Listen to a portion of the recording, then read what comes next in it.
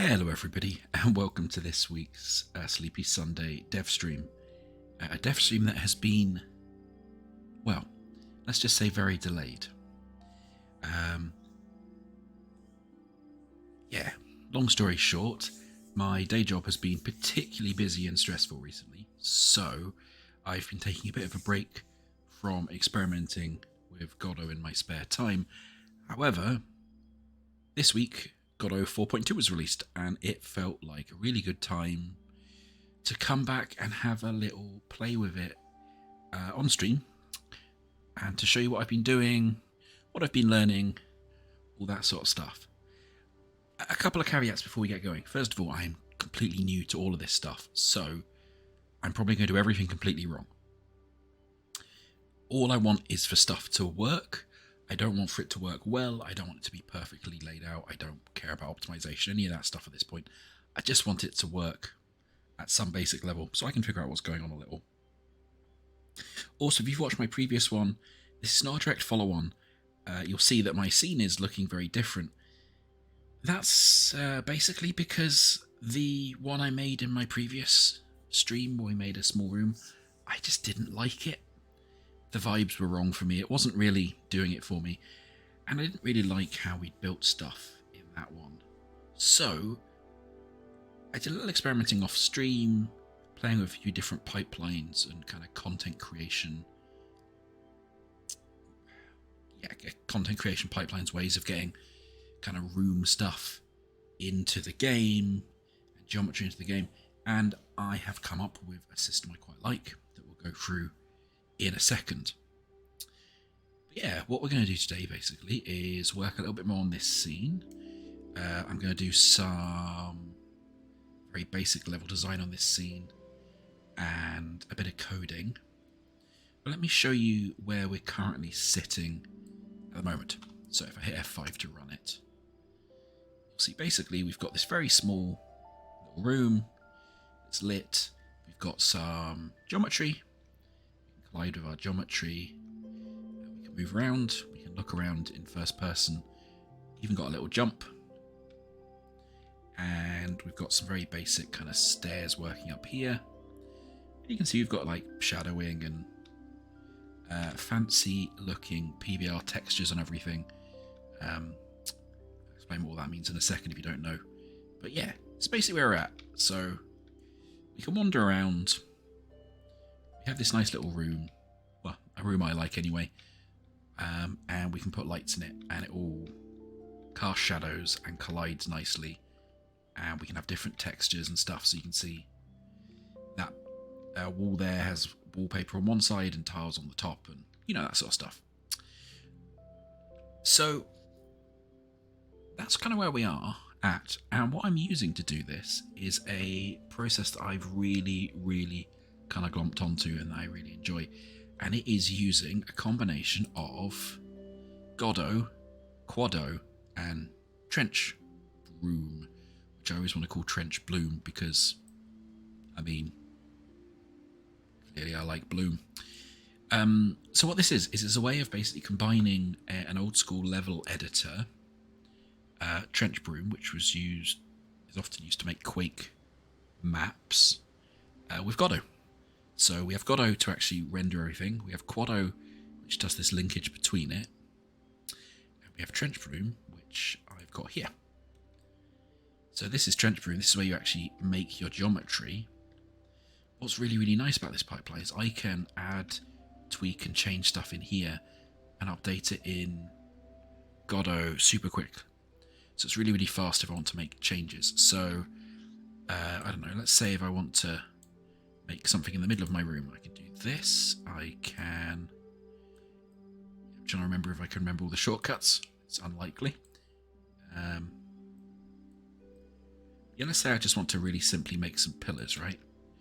What I could do is I could do this, drag it up to, oh no, I've pressed a button that I don't understand.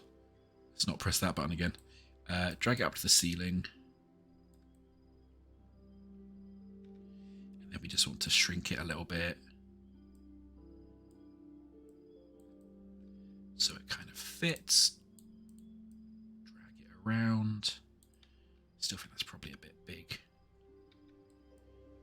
let's... Oh, no, I want to drag you this way. Right, so I can do this. I can go in here and I can give it a texture. What do we have in here? Oh, yes. For reasons we won't go into, my scales are a bit wonky with my textures. There we go. If we scale them down a little bit, it all works quite nicely. Oh, I don't like that. Let's do... I don't think wood is working. It's just... a golden pillar seems a bit extreme. There we go. That's good enough. If I hold... Is it control and drag? I can then drag one across over here. Make sure it's lined up. Cool. Okay, so I can do this, right? I've just added in a couple more things. Then I can hit save in here. Go back to Godot. Click on my little node here. Do a full build. And you'll see... Look. Now my geometry's in here, and it's all textured and lovely. So it means I can in a very, very quick way, like modify, tweak. This all works with my collisions. So in a really quick way, I can modify, tweak the environment, and get it all working really nicely. So I love how quick and easy it is to basically adjust stuff and fiddle with the level design. Because the way I was doing it previously, it kind of worked, but it was just a bit slow and a bit faffy. This is much quicker because you've got dedicated tools, and it's really good for texturing as well. And what's really, really nice is that Qodot has this thing for importing textures in and making them like PBR textures. So if you don't know what those are, in Trenchbroom, you can see these are just kind of classic old school textures. They're basically just an image file that you map onto onto a wall or to a face, right? But you can see in here, for example, that they look really, really flat, and that's a bit of a problem. That doesn't look very good. It's that uncanny valley effect. When you're doing like low poly stuff and coloured stuff, it doesn't matter. But when you start using, textures that look like they could perhaps be photographs from the real world, then suddenly them looking really flat looks really wrong, because human vision systems and human brains are really good at seeing differences in things where they look incorrect. It's why you have the uncanny valley thing as human models get closer and closer. Like if you ever played a Bethesda game and wonder why all the characters look like haunted carnival rides, that's why they look kind of close enough to human that we notice all the differences. It's the same with textures here. What's really nice with Qodot is that you can set it up. So all my textures are in here. You can set it up so it automatically does PBR stuff. And what that means is physically based rendering. So you can have, if we take the brick wall example, we have our texture here. But then if you have a folder that's the same name, you can put like height maps, normal maps, roughness maps, and metallic maps in there. And that means when it renders, instead of rendering as a flat texture like this does with the wall, you'll see when we go into the actual game, it doesn't look flat anymore, because we have some height displacement, we have some normal mapping that kind of scatters the light around, and we have some roughness mapping that does that as well. So, it doesn't look flat. You can kind of see texture and roughness in the bricks. And this is a really good example, I think. You can see that in the wallpaper, you have these little flecks, and actually it shades the different sides of the flecks differently. And if we go up here, you'll see, for example, there's like shadows at the top of the bricks and not at the bottom of the bricks. And that's because of the normal mapping and stuff. So it means you can do this kind of low poly but nice textured stuff. You can see it on the floor there a bit as well, with the shine pattern being all distorted. So it means you can do this kind of style of low poly but with nice textures that I think looks really, really good when you put in quite low light like this. Now, it's not perfect just now. I don't like how alias the shadows get over there from a distance, so I need to figure out how to fix that. And currently you can't do anything, it's just you can walk around. So today what I want to do is a couple of things. I want to basically add a door in up here, and I want the player to start behind that door. And the kind of structure I've got in my head is the player starts in a small corridor outside of this room. We have a door here that you can click on and the door opens, lets you into the room, and then maybe the player starts with a flashlight and has to find a light switch, turn that on to light up this room. And then around this room there's going to be some things to interact with eventually, but I don't think we'll get there today. So I'm thinking maybe there'll be like a settings screen or a monitor on this wall.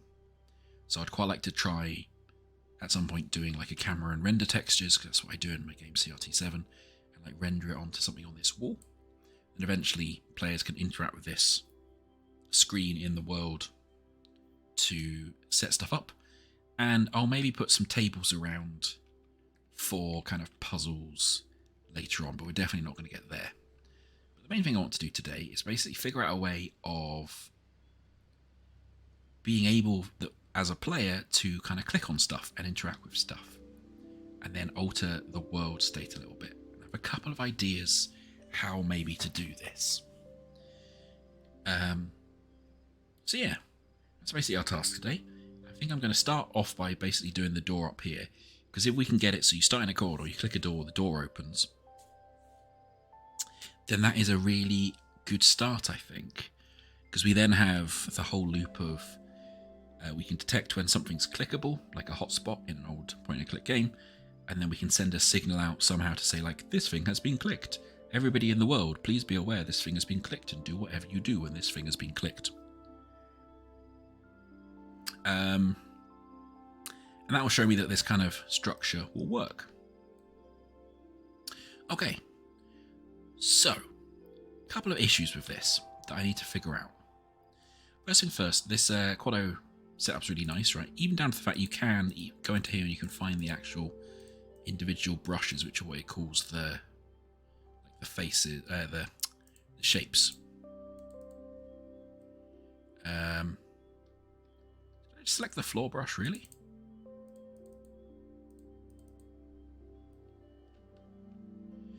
So yeah, you can definitely do this, and you can like transform stuff up here and everything. See, that's actually this brush over here I've selected. And like, so we could, I reckon we could probably grab these and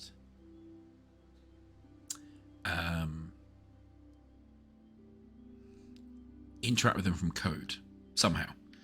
Problem is, if you try and rotate anything, it doesn't rotate very well. Because what's happening is it's gone off somewhere. And the problem is what's happening is it's rotating around the origin, and the origin for this room won't necessarily make sense for anything being rotated around it. Like, I don't actually even know where it's gone. To be fair, it's just gone.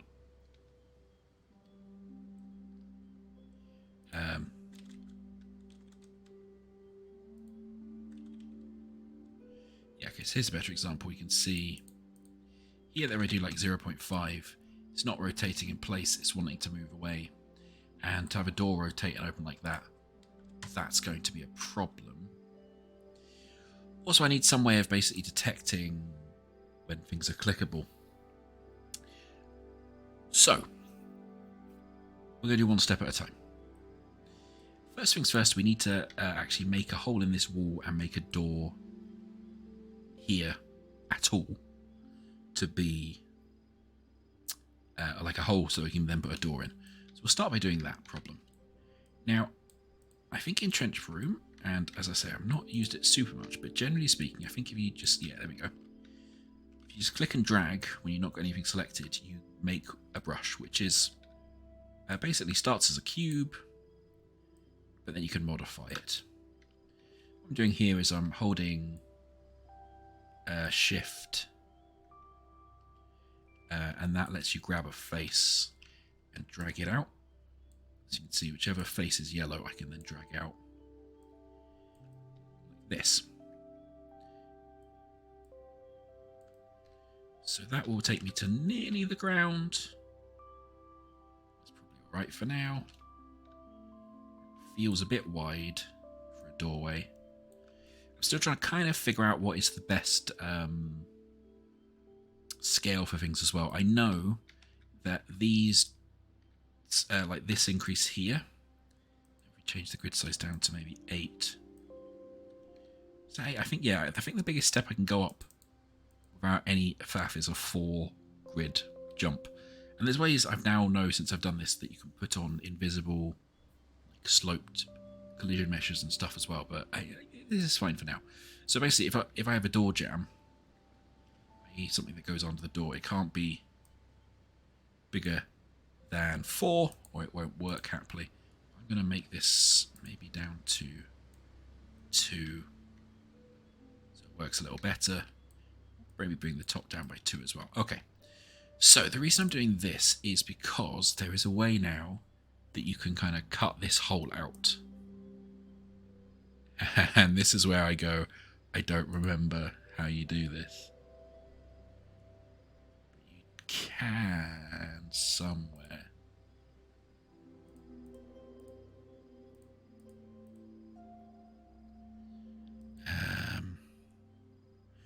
CSV subtract. There we go. There you go. So now we've got a hole in that wall. What if we do now is, it's automatically use the text we had selected to edit these faces, which I don't want. So what I can do, I don't want metal in there. So what you can do is you can go and pick the face tool, which is this one. Grab that face and just, I want that face to be brick.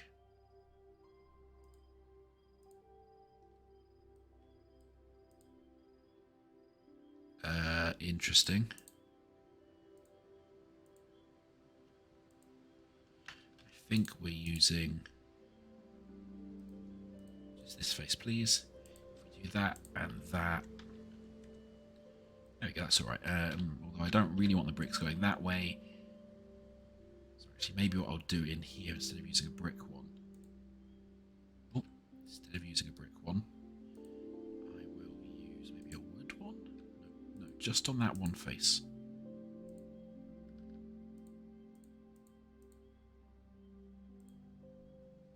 Okay, this is my lack of knowledge. There we go. If we shift click just the one face, does that work? Yeah, lovely, okay. And I probably want this 90 across like that. Also, yeah, the wall I've made around here is really, really thick. I'll probably change that in a second. At least just in this bit for the corridor.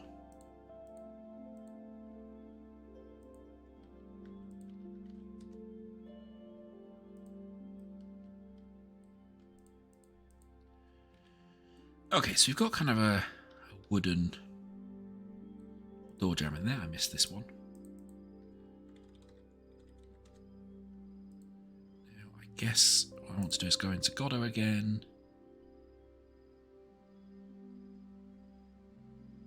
It's complaining, hopefully that's fine. And just see if that door looks like a good size when I'm in here. I forgot to do, you have to click this and hit full build or quick build to redo it. For a map, I don't really know what the difference is, but for a map this side, full build is so quick, I don't care.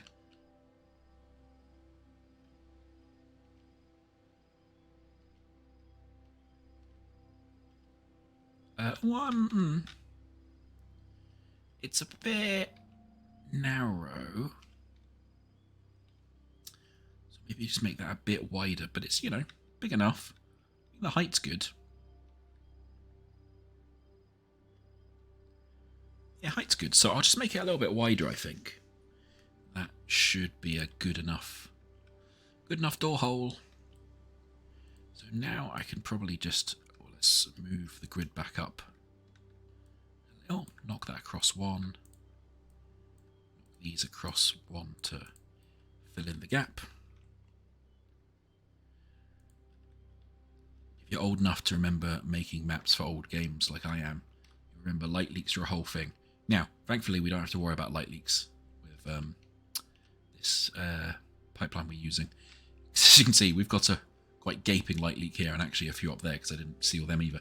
But yeah, better. Still a bit narrow, so maybe we'll just grab that one, move it over one more. Hopefully you can see just from this why I like this so much, because it's like you can make really tiny adjustments really, really quickly. And most of this stuff, once you get your scale down, you don't really need to worry about doing it in engine. See, now that seems too wide.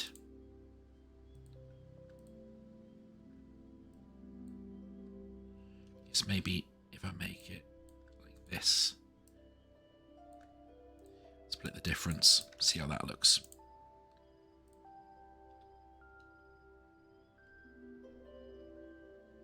Probably put more light in here to, you know, sort out. You can see this corner, but it's good enough for now.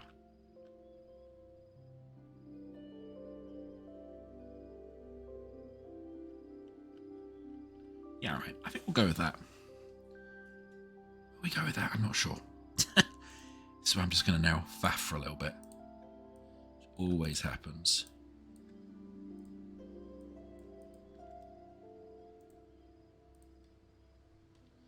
So I'm wondering, did I actually build it before I went to take a look when I changed the width originally? Maybe that was the issue. Yeah, actually, I just don't think I don't think I built it. That looks good, I think. There's a couple of small things just for kind of detail work I would do. It's really easy to do in here. So we have like this bit at the bottom, which actually we don't super need to go all the way down there because we're hiding it from this other wall. So what we can do is we can pull this up. To just be like that. And then what we can do, which I think is really, really super nice, is you can grab edges. And you can like grab this edge and just go like boop. And you have a little slope. We can do the same on the other side. Just grab this edge and go boop. And then we can make this look like a kind of a purposeful door jamb by, which metal am I using there? I quite like that metal. 46B. So we can just grab that face. Grab that face.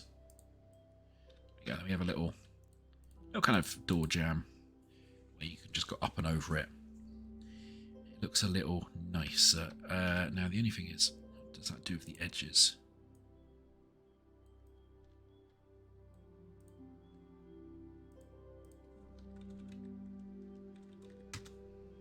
Yeah, it's just,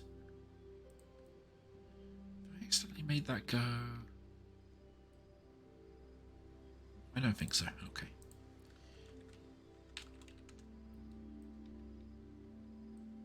Just grab this edge as well. You can grab multiple edges, but I can't remember, multiple sides, but I can't remember how right now.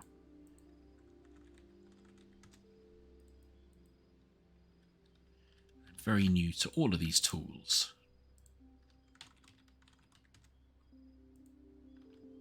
Okay, we save that.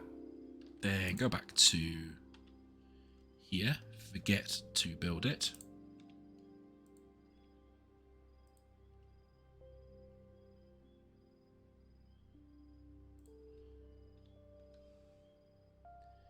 Alright, now we go up here again. How does this look? There we go. That little door jamb now. You can still walk smoothly through it. The wood internals looks okay. Alright, so yeah.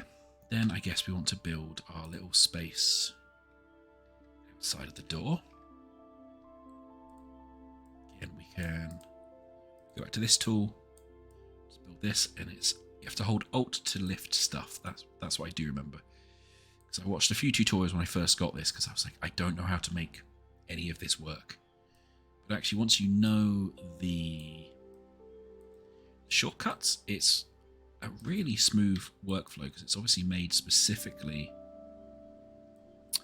for making levels in. And that means it's actually really, really nice and well thought about. Well thought out. So what we're going to do is just going to pull that into there, make sure that latches in nice and properly, and then pull this out. So we then have a little corridor for the player to start in. What I might do is I might give it a little, like a wee little cheeky corner. It's just a little tutorial-y thing. Let's go to a slightly bigger grid. Oh, that's awkward. We're not quite on the grid. We're not quite on a bigger grid, so we won't be able to. 1, 2, 3, 4, 5, 6, 7, 8, 9, 10, 11, 12, 13, 14. 1, 2, 3, 4, 5, 6, 7, 8, 9, 10, 11, 12, 13, 14. Cool. Yeah, so probably just make this a little bigger.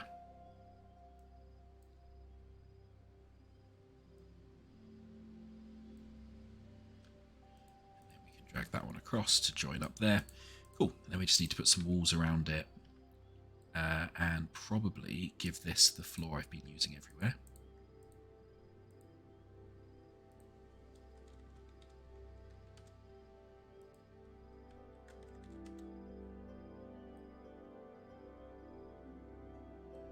And then get slightly irked that they don't line up. Which of these is it?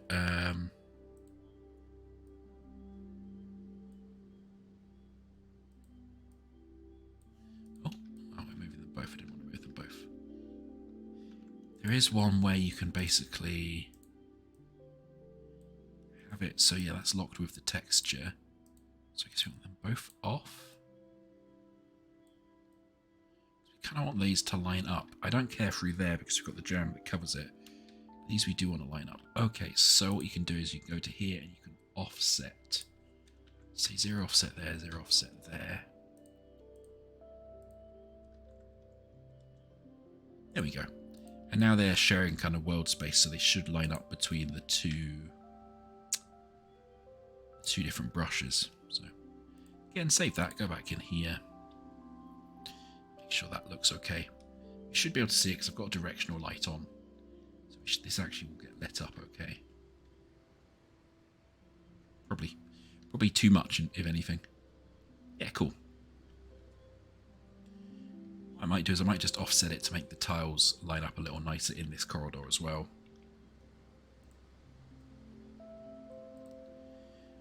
So we can say like offset for, oh, it'll be really tiny, so 400, 200, 75.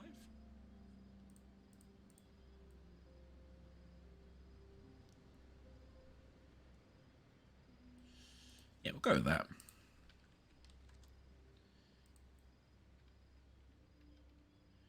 Then we'll do the same over here.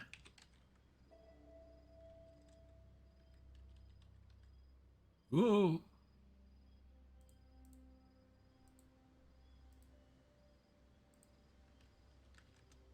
Yeah, cool. And once we've got those offsets all done, that should all line up nicely. We don't have to worry about the sides because they're going to be hidden in a second anyway. Okay, so now I want to build some quick walls around this to make it like an enclosed area.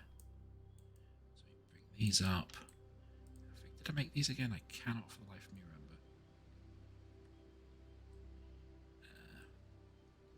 4 thick, or that'll be 16 thick, is on a grid of 4. So, drag these over,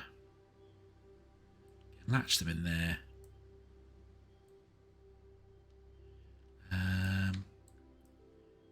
Down to that level, pull it up.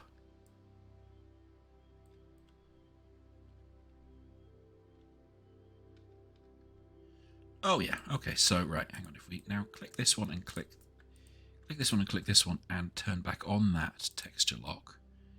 So what we've got a problem here is that they're actually not quite lined up with the door, so if we then put that on.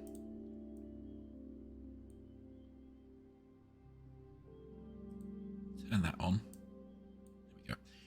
texture moves with our brush. Lovely. Lovely. All right, and then grab this, pull this up. For now, we're just going to use that same brick texture.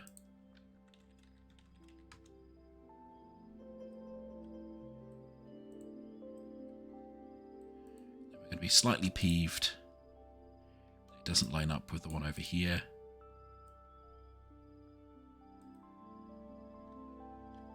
So if we turn the offsets off again, does that line it up? Yeah, perfect. Oh, at least good enough for what we're going to do today. I genuinely actually don't care if it's perfect or not today. I just want to get like stuff mocked out. By the way, if you hold control, that's the other thing I learned, you can instantly duplicate a brush, which is also super nice and fast for doing stuff like this. So I can go like, hold control, drag it out, and then... Is it right? No. No. There we go. Hold Alt and press an arrow. Then rotate by 90 degrees as well. This obviously does have some limitations because we're working on a grid, so doing smooth curves, not really happy, but you can approximate curves in a way that will be absolutely fine for what I want to do.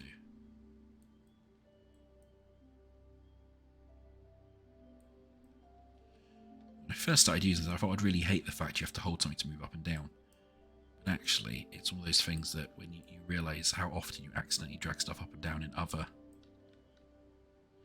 applications, it's really annoying.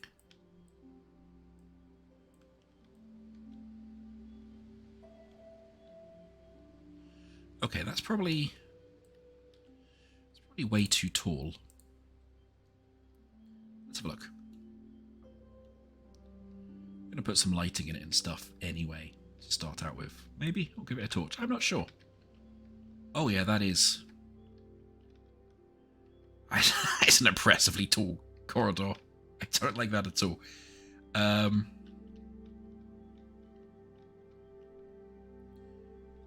Yeah, that makes me unhappy in a really quite visceral manner. So what I'm going to do then is grab these and go 1, 2, 2.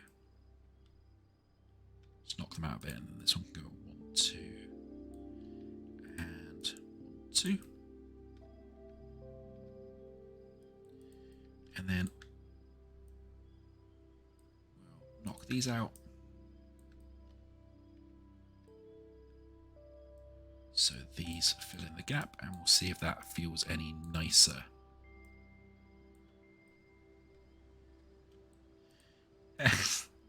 Hello Scotty, thank you for joining. I'm not trying to build the worst house ever.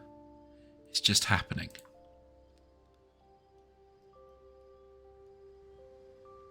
I put in a pink light, does that help? And like, look, you get a skylight with roof access, so it's a penthouse technically. Okay, that's already a little bit nicer. And it gives us a bit of space around the door.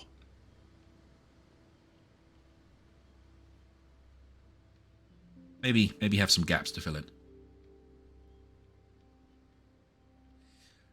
Oh, I should say as well, for absolutely no good reason whatsoever, this is all doing a form of global illumination, which is why it's doing both screen space illumination stuff, which is why you can see the reflection of that like lit wall in the floor, but also it is doing more baked global illumination, which is why the light, like there is no ambient light in here, so that's why you still get some light over here because it kind of spreads because of global illumination.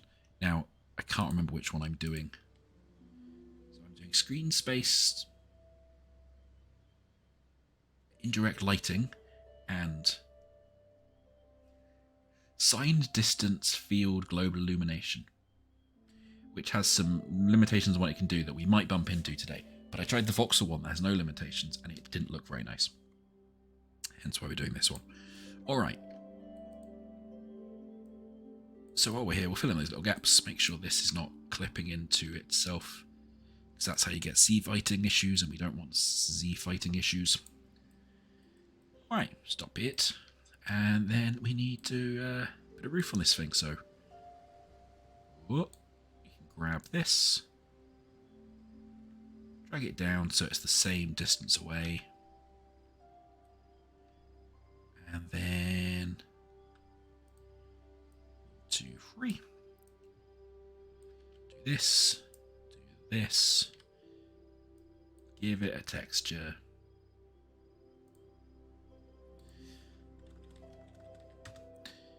You should be happy though. You should be happy, Scott. We use it. This map making thing is for making old school Quake maps,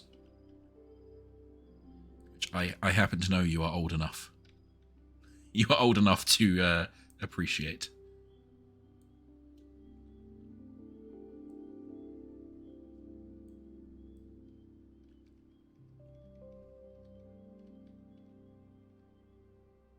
I want these ones rotated around. Yeah, it's a mapping tool called Trenchbroom. It was basically an open. I don't think it's open source. I can't remember, but it's a free way of doing Quake maps. So all the tutorials are like, how do you do these trims that you see in Quake? And I'm not doing that. I'm putting it through a bunch of modern graphical effects to do a low poly thing that looks weirdly nice. I think anyway. And I'm only making it for me at the moment, so who cares?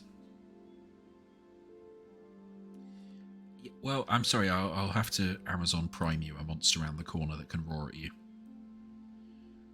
Or, you know, just turn on the news. There's plenty of them around at the moment. Go back here, build the thing.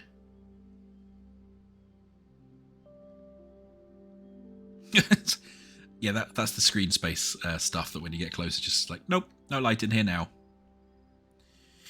Okay, so, nearly there. I just want to put an end on it, like a closed metal-y door. And then we need to put the player starting in there and put some lights in. So, door, we can do in here. Can I actually select, multiple faces? I can select multiple faces. That's, oh, I missed that one. That's useful. And then can I drag them all down?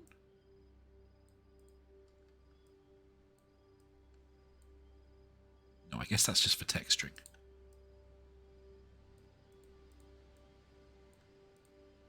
Like, people who are good with this tool, it's wild when you see the videos and they're like, yeah, you just do this and this and this, and then they've perfectly like textured a curve, and I'm like, oh, okay, that's cool. Well done, you. I definitely understood everything you just did. But, you know, people have been making Quake maps for 20 years? A lot of years. God, more than 20 years. So, yeah. Not a surprise that people are super good with the tools, I suppose.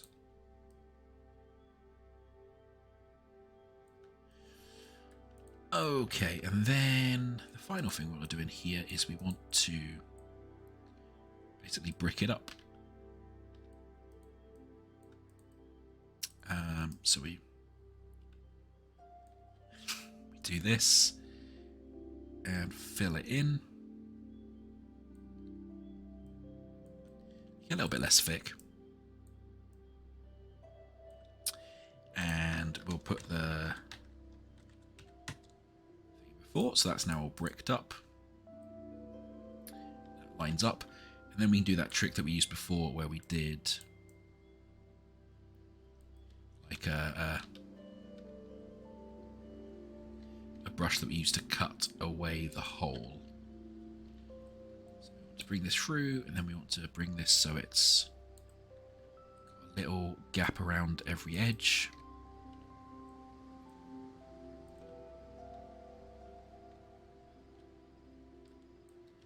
Can't tell if that's actually got a gap. That has got a gap, okay. Ah, no, wrong face.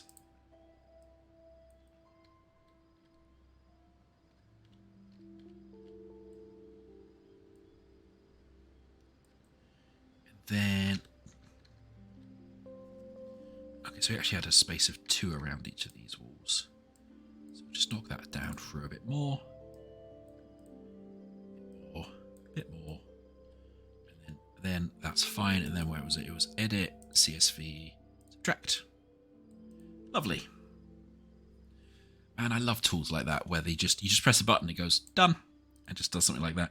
You can do that with any shape as well, so you can kind of cut really fancy shaped holes. Because although we're doing everything here on a grid, as we saw a bit earlier, you can absolutely just go like, I wish to grab this vertex and be like, whoop, and make kind of weird, interesting, complicated shapes. That's how you do curves and stuff. Okay, so now what we need to do is we need to grab this face, this face, this face, and this face. And then we can put this scale in for all of them at once. Oh, it's nice. That's very nice. Okay. And then we need to put a door in, just like really simple metal door sort of thing. I say the word need a lot. Obviously, I don't need to do any of this. I choose to do this right now. Just pull this up.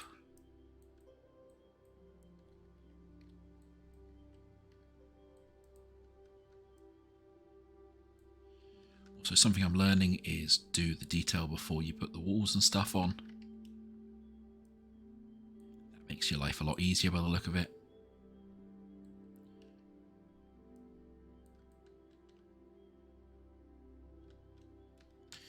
Cool, okay.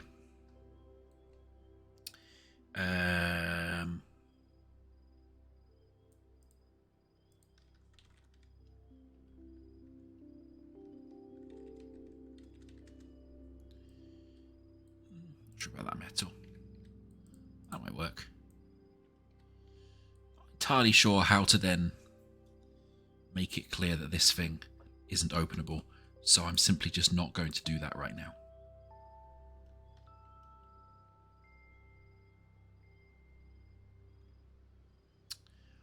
Alrighty. Yes, and we have a slight problem. Because I've enclosed it all. And I don't have any like background lighting on because I want it to be dark. So it's our next thing to fix. And what I would quite like to have is by default a little torch that the user can look around with. So let's maybe do that because that will help going forwards.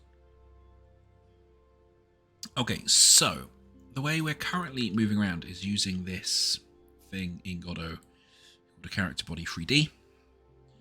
And we've put the camera as a child of that. So if I was to go to project settings, make this windowed, run this, and then make this remote.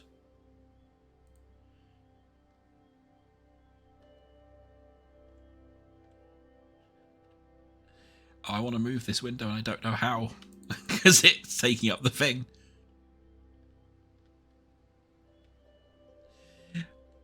Well, you just have to trust me that this thing moves around.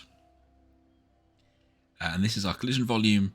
This is where we look, and basically we rotate this cylinder around the y-axis. And then we rotate the camera up and down to look around. So what that means is if we want to put a torch in, I think all we need to do is put a child node in here of the type OmniLight, and then basically have it pointing, change it from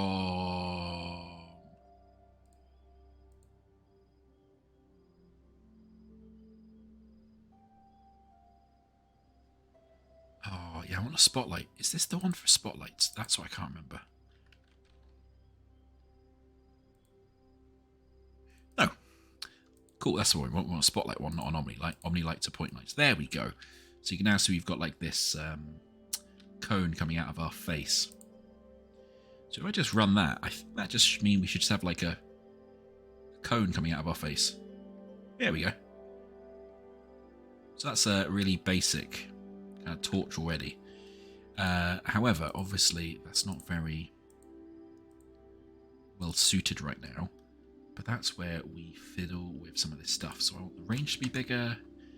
I want the angle to be smaller.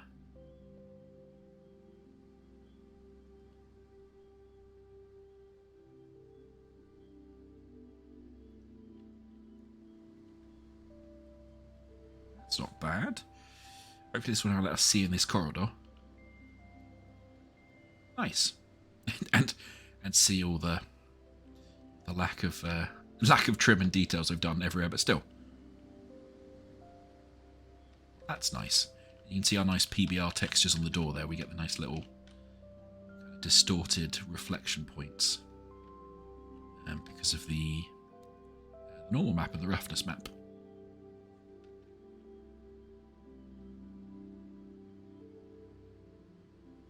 That's strange. That is strangely pleasing to me. I'm not entirely sure why. Okay.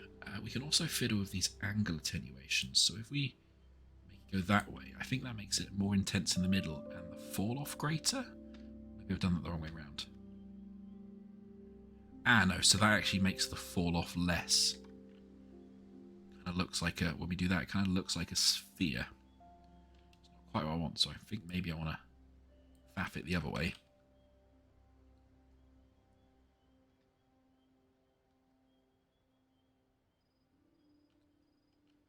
Yeah, so that now has sort of like a slower drop-off, I think. In the middle is a linear drop-off. What if we just do like really intense that way? That's always the good way to see. Oh yeah, so that means we have a really intense point in the middle. That's that's more of a really rubbish spotlight. I don't hate it.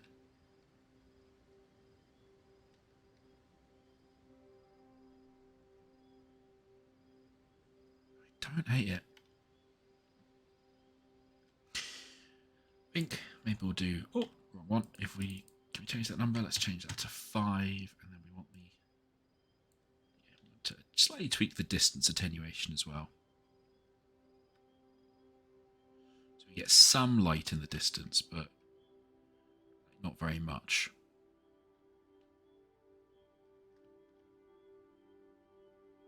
Well, okay, I've just made it horrifically creepy again already, haven't I?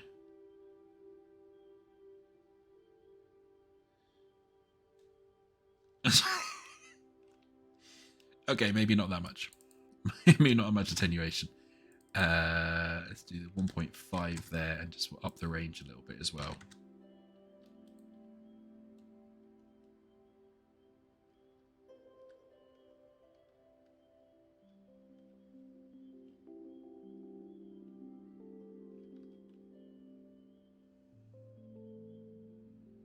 Okay, a bit better. Right, cool. So, the next thing, I suppose, now we've got a little corridor here, and we've got a little light so we can see in our corridor. We don't have any other lights on. Is I would quite like to have it so the player starts up there. That should be pretty easy, because we've got this character body 3D object. I should just have to drag that into our corridor.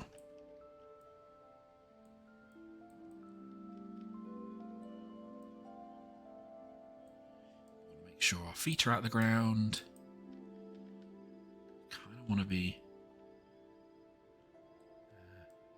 that way, and then I want to rotate us around.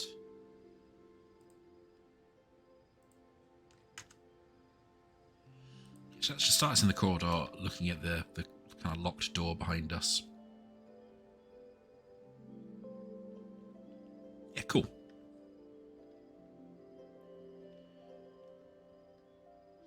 Cool. Right. Perfect. So we've got a little corridor. Got a little gap through a door. Oh, I kind of want to fix that lighting up now. Oh, I didn't think that was going to annoy me because of the door jam, but it is kind of annoying me.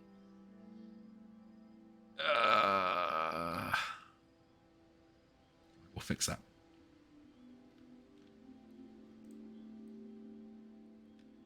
I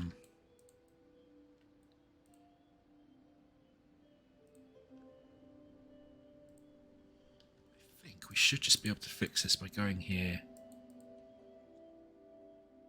Oh, it's not the X offset I went. It was that one.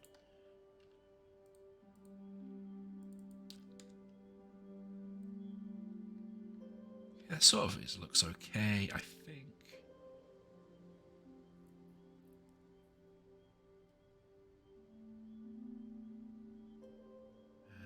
Maybe the X one can just go back to that. So that looks a bit nicer. Yeah, I think that looks okay. Hello, Port Ponky. Welcome to the stream. This is me playing with Trenchbroom, Qodot, and the new Godot. I upgraded to 4.2 and everything.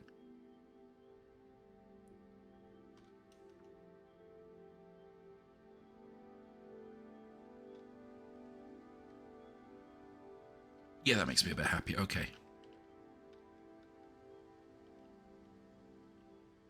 Oh, okay. The door jam vertices on this side have gone a bit skew-if as well. So let's just quickly fix that. What I like though about this using Trenchbroom is it's kind of one of those things where it's really easy to do. So you can now just grab that edge and be like, whoop, problem solved. Although, having said that, I did kind of like the edges like skewing out like that. So let's just do that. That looked a bit nicer.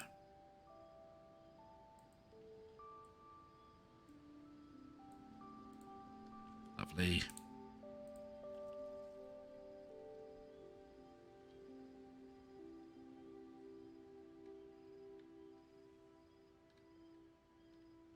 Oh yeah, that looks good, I think. Having those little corner pieces on it looks a little bit more like, obviously none of this looks actually realistic. It's very, very stylized with unnecessary fancy PBR textures. But yeah. Oh, you can see the whole PBR thing really nicely with the torch now. So you can see the shadowing on the top of the bricks versus the bottom of the bricks, thanks to the kind of height maps and normal maps. So it just looks a bit nicer.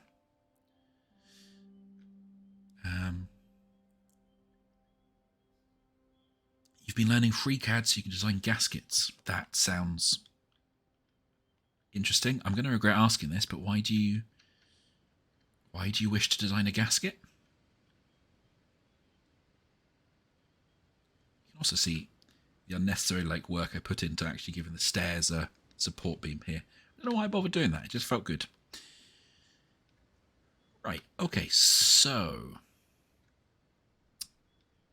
now we've got this all going, and I've got that structure. I want to put a door in. Now, the only thing I'm a bit worried about is that whole rotation thing that we mentioned. So there is actually an origin point in Godot. Sorry, in Trenchbroom. You can see these red, green, and blue lines join at the origin point, which is sort of here-ish. So what I'm wondering is if I actually do make a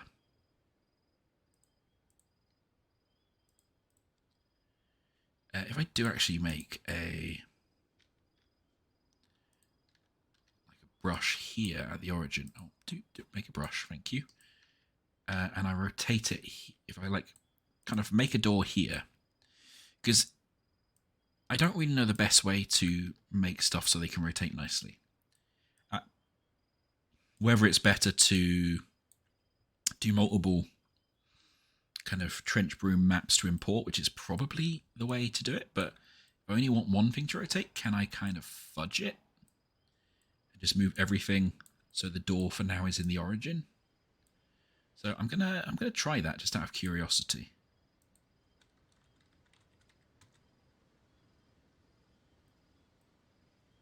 So we'll put a nice green sort of door-esque thing here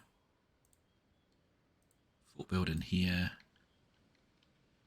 Find where the door is. Yeah, okay, so now I want to find this brush, which I don't know, is it ordered?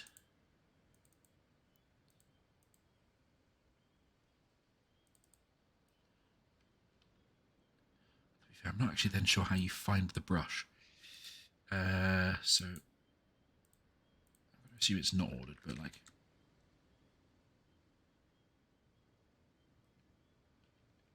what have we moved there, I guess? Put that at 0, put this at like 50. Oh, well, there is a brush up here.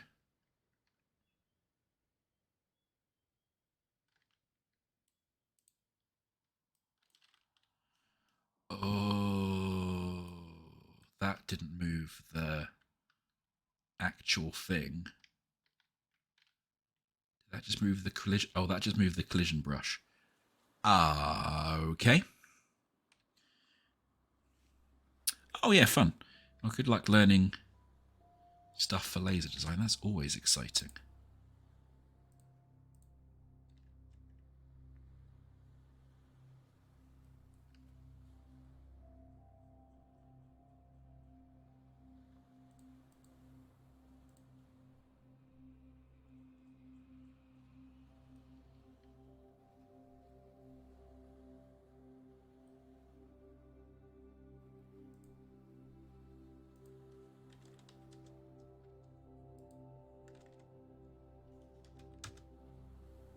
Well, that's rotating the whole thing. Okay, so yeah, I think I'm just gonna have to do a whole new thing that I then import in as another Qodot map. So I think we can have multiple Qodot maps.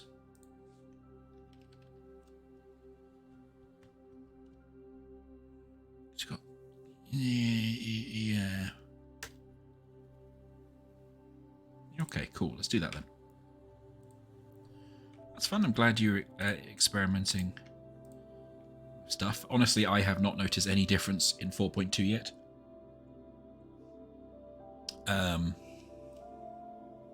But I'm not doing anything very advanced.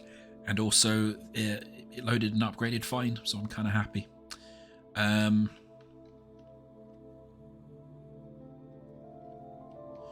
Oh yeah, that's right. I was going to thin this wall down a bit as well, wasn't I?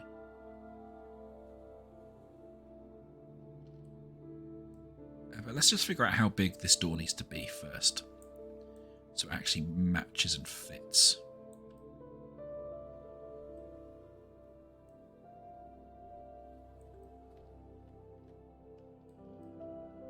Okay. You can tell Trenchbroom was like made for people who do this stuff as well, because it's just this really nice like features, like you mouse over things and it tells you the extents, which is really useful.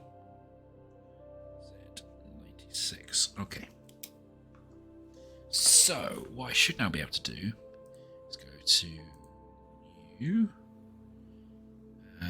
pick the game I made, save this one. Cool. This is how maps start. You just have like a single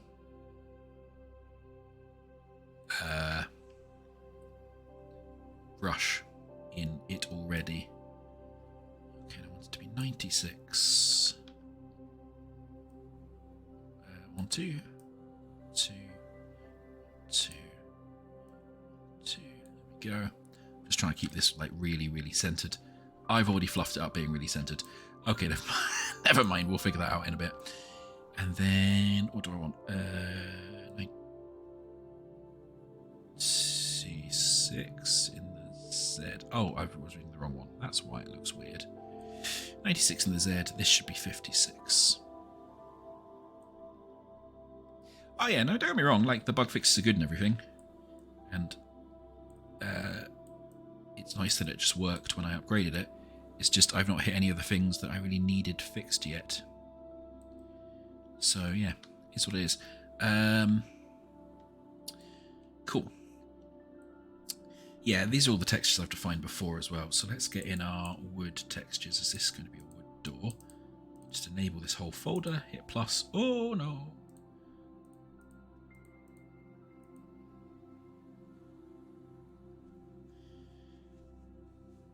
And there's nothing major I need fixed now. The only slight thing is that the signals don't really work with C# in the browser linking out. But in this, I'm going to actually probably ignore signals and make a whole way of getting around them that will work better for what I'm doing anyway. So I don't really mind. Yeah, let's go back to our green one. Okay. And let's put just a tiny bit of detail on here so we know which way is out.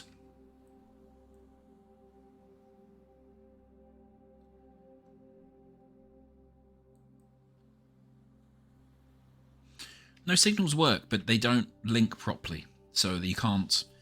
When you click them in the editor, it doesn't take you to the right bit of code. It doesn't show you stuff properly in the way that it does with them in GD script. It's just a little bit janky. Like, they work, but you just have to faff a little bit with them, basically. Let's, I guess, import our metals as well.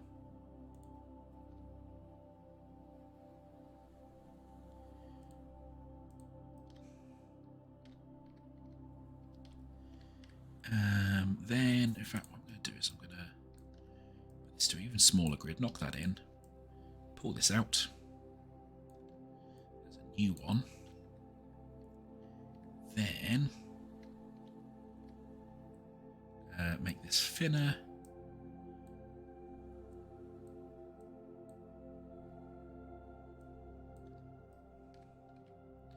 Now, this is the bit that I don't know well enough.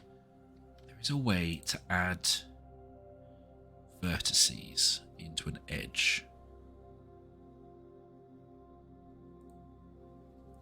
So we can select that edge, and there's some way to like split this edge. Let's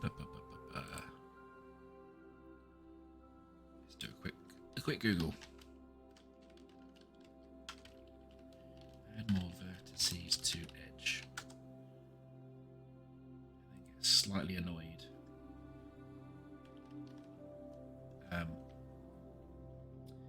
Because it will all be videos, tutorials.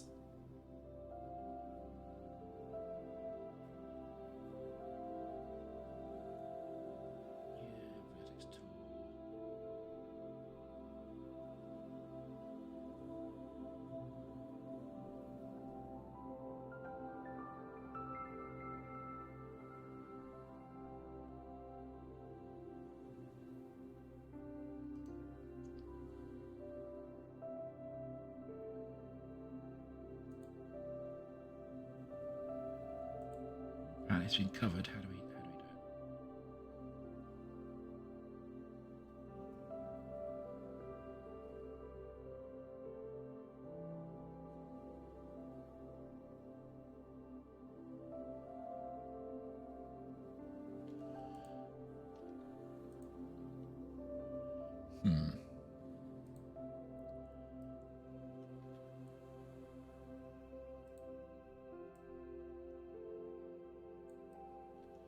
Oh, okay, I guess for now, until I know more, I'm just going to...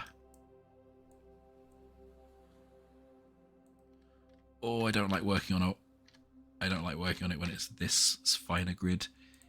It goes very wobbly.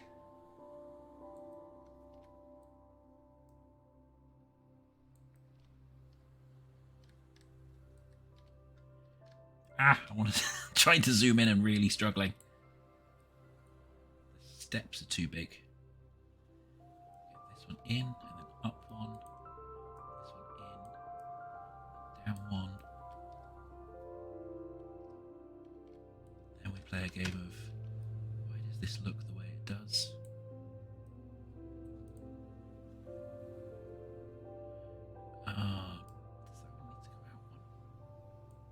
in and then up one. Okay, so this isn't doing what I wanted to do at all. There's a long version of that.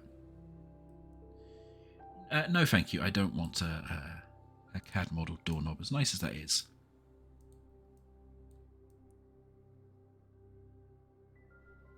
Oh, come back.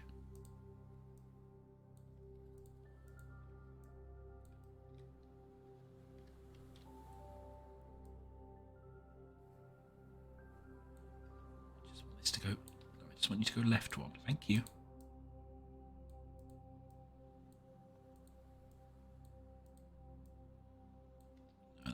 No, stop going out. Stop going out. Obviously, this is not meant for fine detail as a tool.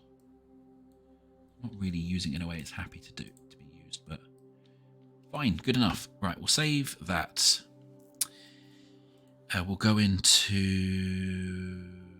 our thing. And then we have Trenchbroom, we have maps, and we'll call this like door map. The super original name.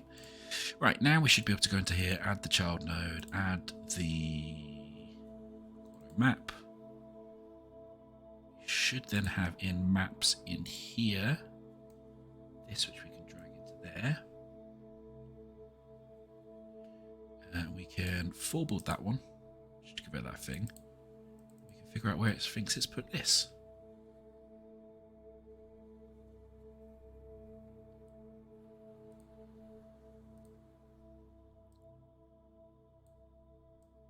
Oh, we have to full build that one as well. Oh. Interesting.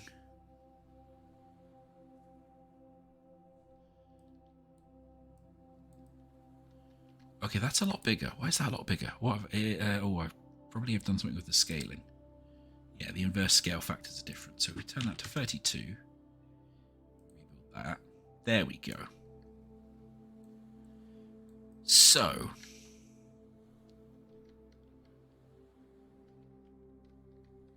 now we should be able to grab this over here.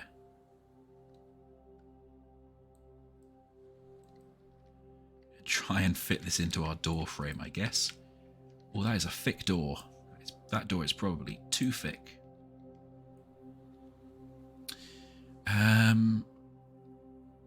It is a large and powerful door. Can I turn off? How do I turn off being able to see the light?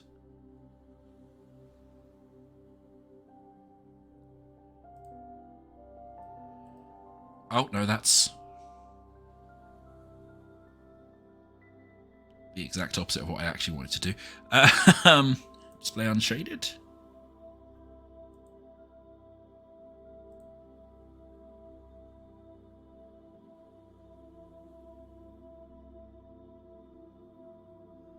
I just want to not have the lights shown.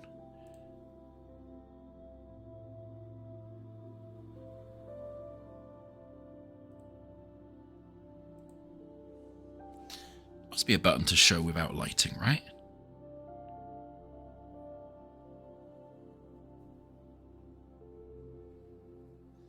I don't know what you...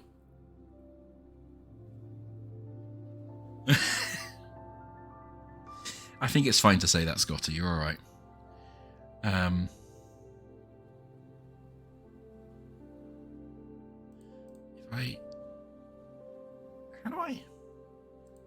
How do I do this?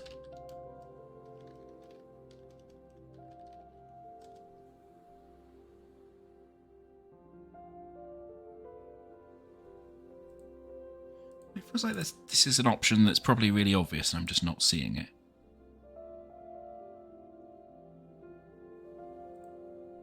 So I would expect it to be display unshaded.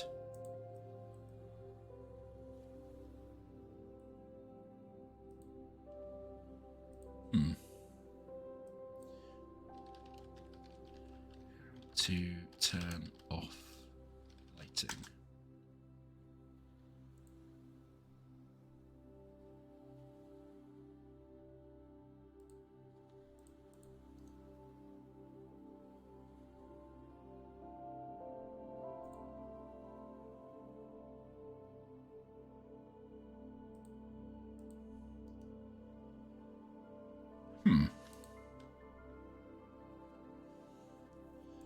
Display the wireframe, but that's unhelpful. Overdraw. Well, that's one of those things that's helpful for debugging, but I'm never going to do that. That's just showing the lighting.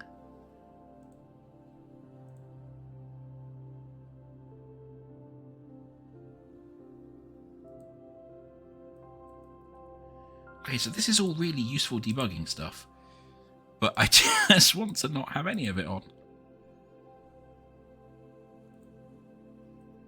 Ah, my eyes.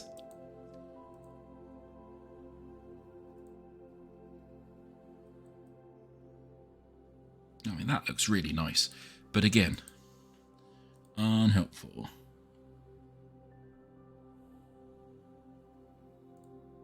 Really? Huh. I mean, again, cool, but not what I'm going for.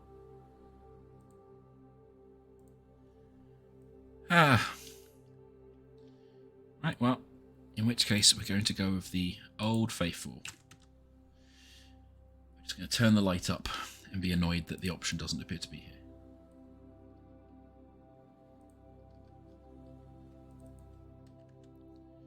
Uncheck.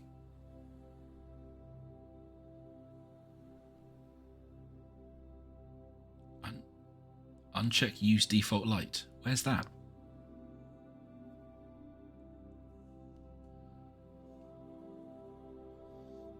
I don't thank Google because it's talking, as usual, absolute fucking gubbins. Oh, that's medium monetized. Oh well.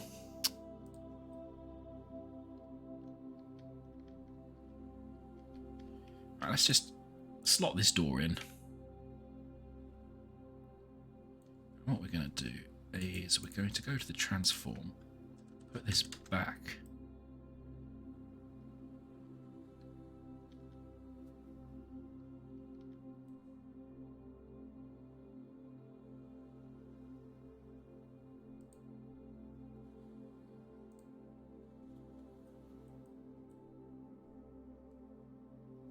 View environment.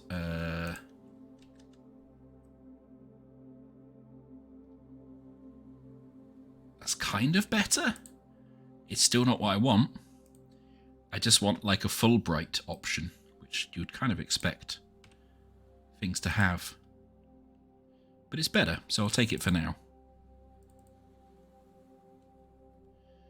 So let's try this again. Well, I put that in there. Full build it. Change this to 32.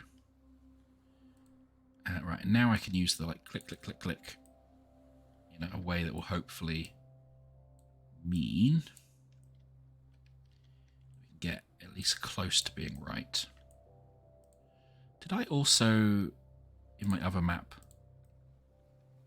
I left a door in the way, but oh well, we'll fix that in a second. Okay, so we can translate that. That's nearly in the right place. Yeah, cool. And then I just want to transform this to minus 7.5, maybe? No, not that one. 8.5? 8.25.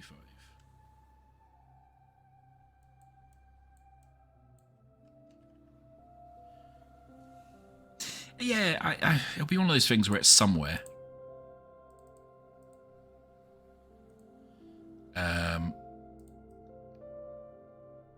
What have you done?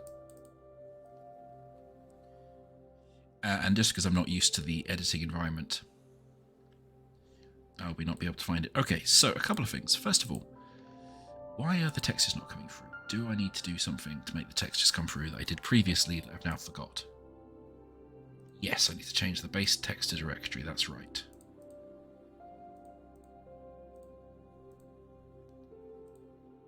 There we go.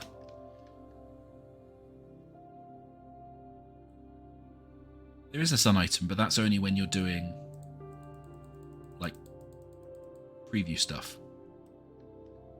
When you're using the preview environment, turning that on and off. But when you've got a world environment in, that doesn't work anymore. Okay, couple of things. This is too high, so let's move this down. The whole thing, maybe. 1, 2, 3, 4, 5, 6. 1, 2, 3, 4, 5, 6. Save that. Let's rename this as well. Entry door map. Main room map. Make this up here so they're near. Build that.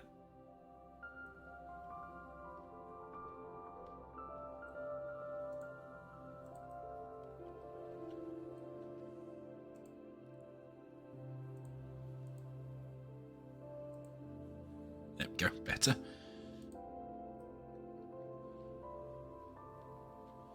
Okay, now I guess the question is, if I've done this correctly and I now try and rotate this whole thing in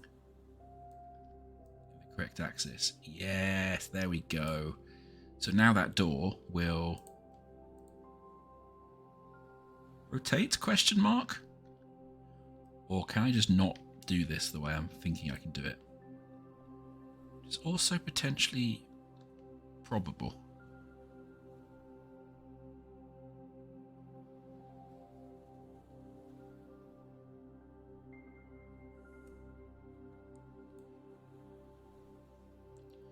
Do that and run it. What does it look like?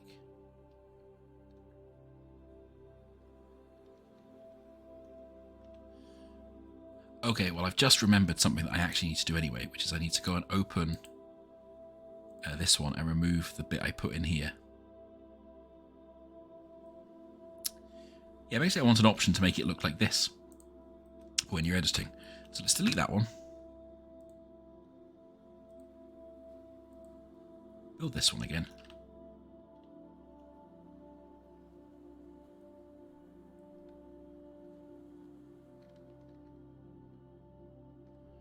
Oh, have I managed to mess? Oh, I've managed to mess up the little door handle stem somehow. Shakes fist.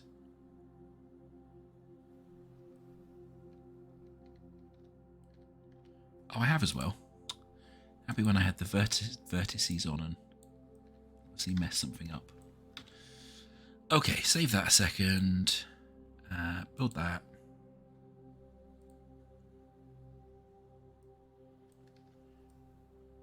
Oh, okay. So that right. So it was just that I had that other thing there, and it was it was the same color, and it was confusing me. Classic. So let's build this. Turn around. And we have an open door that vaguely works. We do have an open door that vaguely works. I mean, it is, I'll be the first to admit, pretty thick. I'm going to take that for now as good enough to move on to the next step. All right. So, the next step is that I want to basically start raycasting into the scene from where the player's looking. Now,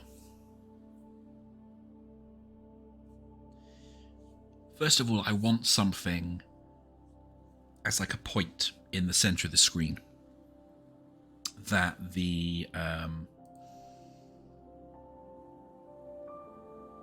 player kind of can tell is where they're looking, and that I can later on fiddle with to say, like, this thing's interactable. So if you've played anything like the classic Myst games, they'll have like a little pointer, and then when there's something you can click on, it will change like a hand icon or something. Now, I'd be tempted just to do this as I did before by sticking it on the camera, but I don't think that's going to work for a couple of reasons. The main one being that if you just stick it on the camera, what happens is it can go through objects. So if you've ever played an old kind of shooter, what can happen is your gun can clip through the walls and it looks wrong. Now, in Unity, that I'm more used to, what I've done in CRT7 is I've actually got what's a thing called camera stacking, because I also want a phone that comes up that is in a camera in like an orthogonal view, like a 2D view effectively. So I can use the same thing to put my UI little pointer on. I don't really want to do camera stacking in this because it won't look super good. So I guess I was going to use the UI system, which I always tend to avoid. Paul Bonky in the chat is saying that I can use a sprite or a texture 2D for the icon. Will they always be drawn over the 3D stuff? Or will they disappear behind my door if I get too close to it?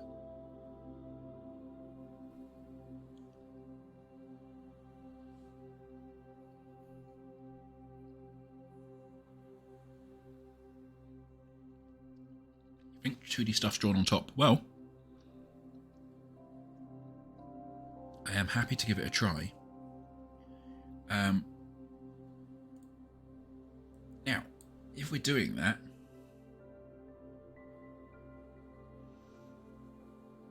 what I should do is probably just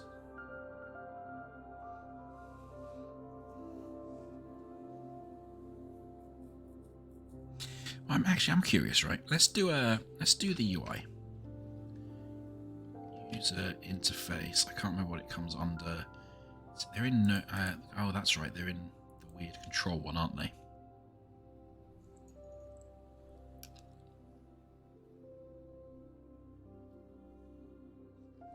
Yeah, I'd still probably need to make a little sprite, so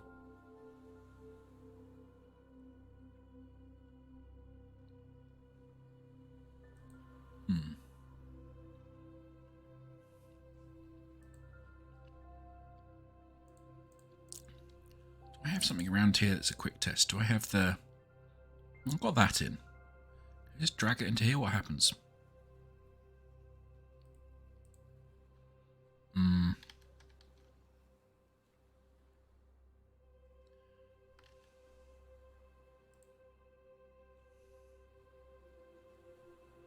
Texture 2D doesn't seem to exist as a thing. So I guess sprite, maybe?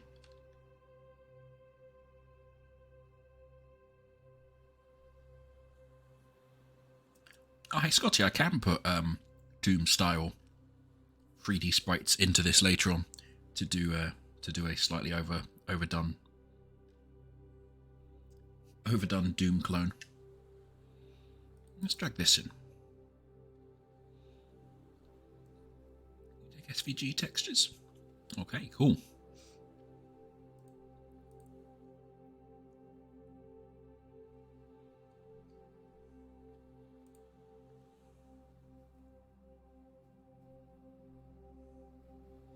Okay, so this is just technically using the UI system anyway, because we've got the canvas thing here, just implicitly.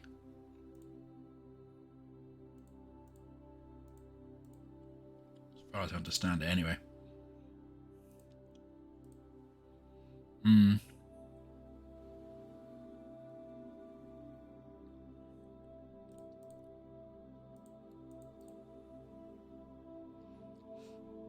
A slight problem with this is I want it to just be in the center of the screen, no matter what my screen scale is. So let's just hoik it into roughly the middle for now.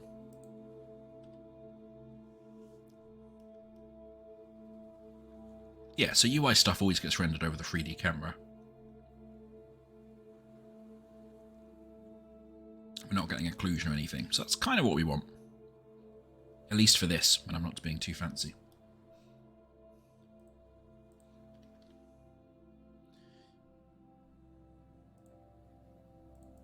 You think it should be this one, do you?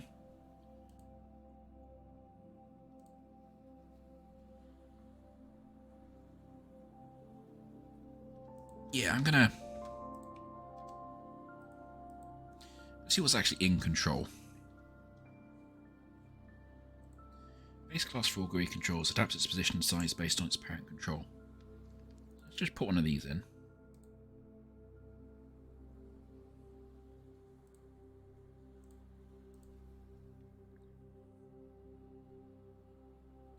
For rec.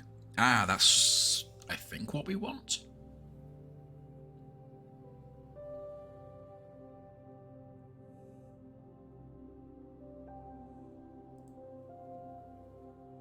Yeah, I think I've just got the same thing there, haven't I?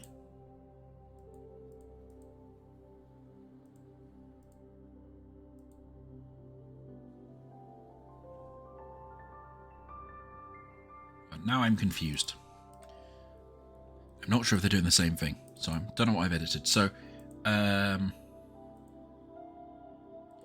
well, there's difference between the anchors and the other things.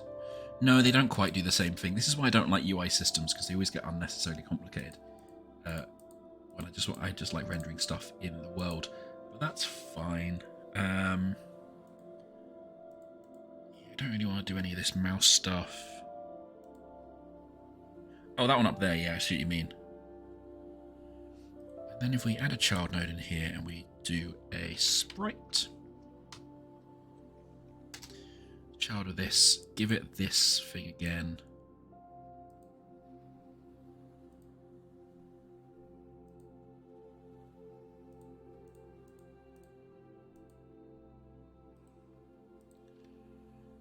Where do we have a texture rec? Texture rec in there. So we want this to be child of that one. Delete that one just for now. So this is what we want. I think this is where we say that we want this to anchor in the center. Yeah, okay. So this is what I want. I want this to be full rec, then this to anchor in the center. There we go.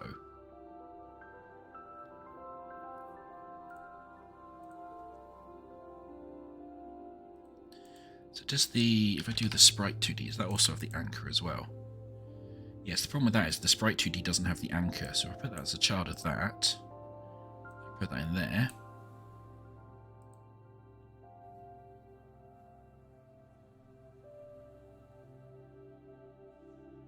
Nope.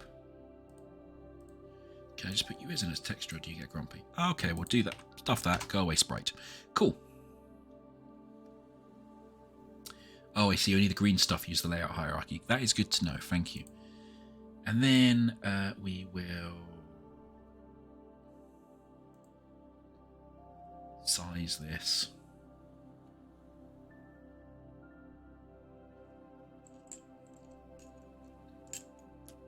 Probably. Oh, of course it's hidden in here. Cool. And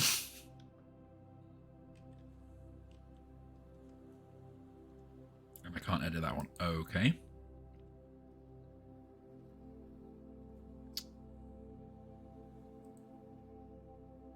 Oh yeah, because it'll be doing all the fancy, complicated stuff.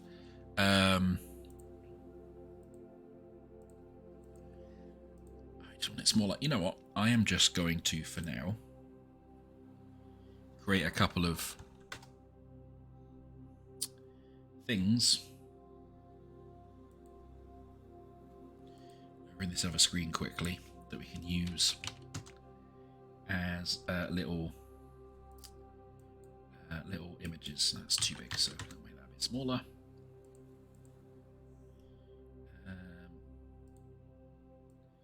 Bring this across so you can see what I'm doing.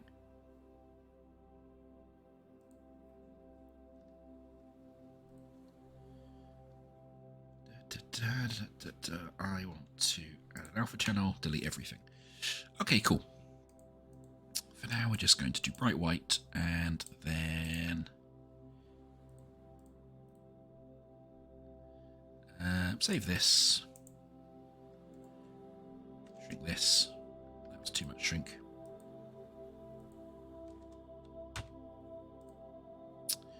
Cool. So that will do that. And then I will save that in the right place. So we have that one in, and then I'll do a separate one. That'll be a little bit different as well. Let's create a folder in here called textures. Screen pointer like that. And then we'll do another one.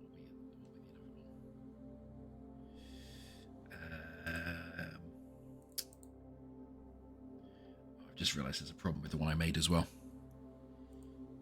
We need to give it some. We need to give it some outline as well. seen on either colour, either luminance. So I'm just going to do that quickly off camera. Cool. And then we are going to delete all of that, and then we are going to do something that looks a bit different.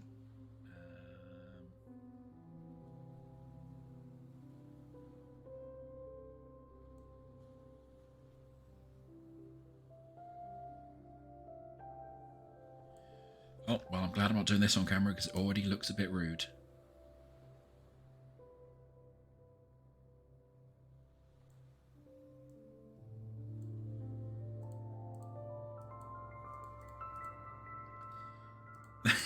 That is so rubbish. Hey, look, I'm drawing a terrible, terrible hand. Right, let's do that again. I want so bad. Yeah, okay, so we'll do like a little nub in there. We'll go up and we'll have one finger. 1, 2, 3.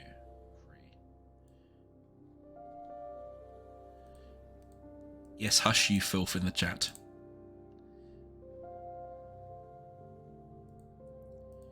Oh, that is...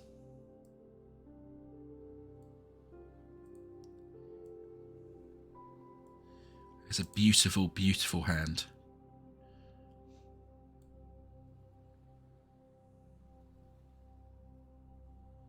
Yeah, and this is why I don't use sprites in my games normally, obviously.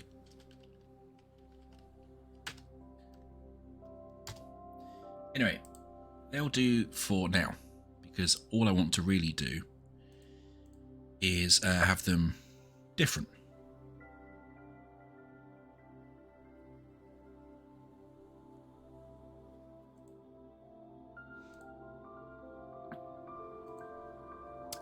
So put that in there for now. I don't want scale. What I was trying to do, Pop Bonky, was just actually size this in a nice way.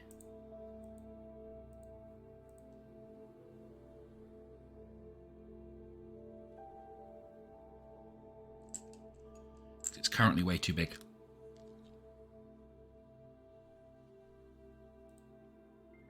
It doesn't like me.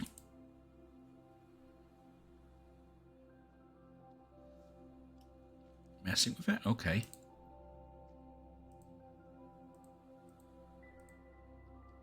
Okay. That looks alright.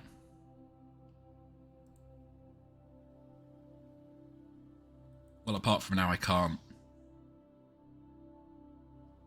move. Is it consuming all the input?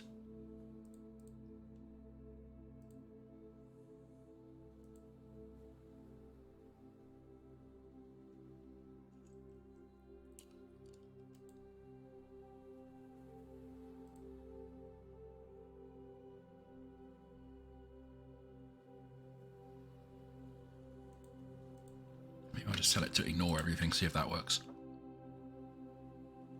Okay, there we go. It was consuming all the input.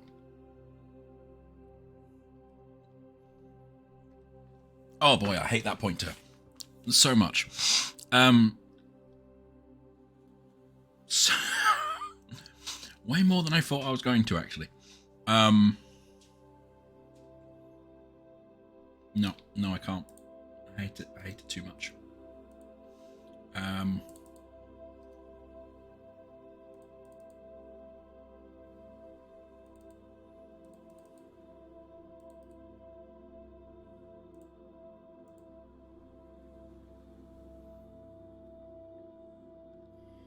It is too big. So what I'm going to do then really quickly is shrink it down a little bit.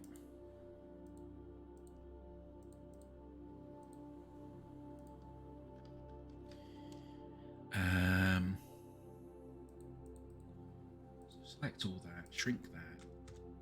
That's cool. Give me 1 second. Shrink that down. Make that then white. Shrink that down again by 4. Make that black. And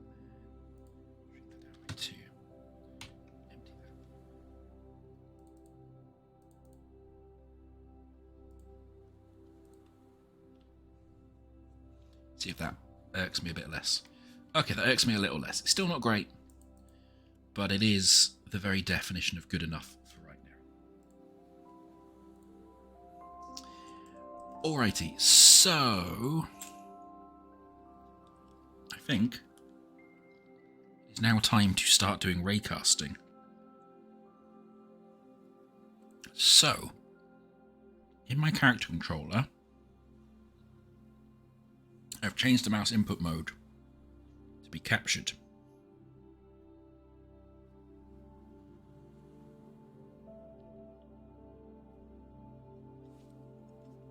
So if I do the casting, the mouse should always be in the center of the screen, I think. So, we're supposed to do this in the physics process section. And there's a bit of code I grabbed somewhere to do the raycasting. We want to first of all grab the camera, but I think I've already grabbed the camera because I need to fiddle with the camera. In the get input section,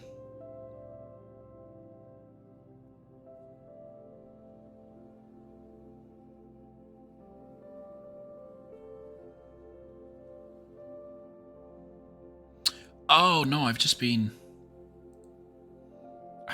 really, really filthy with my hacky code. Okay, let's not do that. Let's store the camera. We can just cache that. Should be fine. So we can do camera, 3D, main camera, and then up here we can that. Then in our ready function we can do main camera equals that stuff. I should then grab it and cache it for us so we don't constantly look in the scene graph every time. I think should be quicker.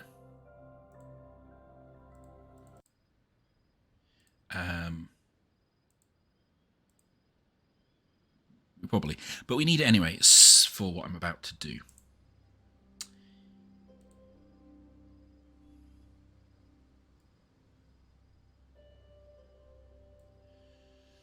Alright, so after we've done all of this, you can do a private void do raycast.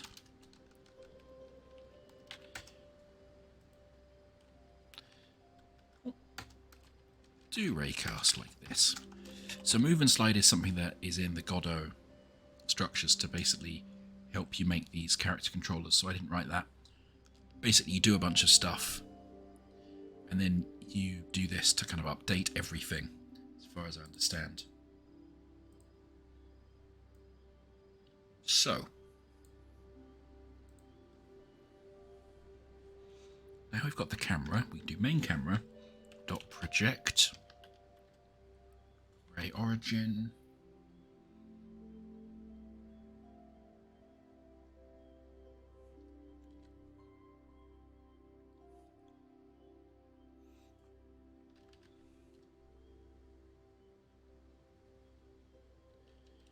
then we want, so I can never remember how we get this.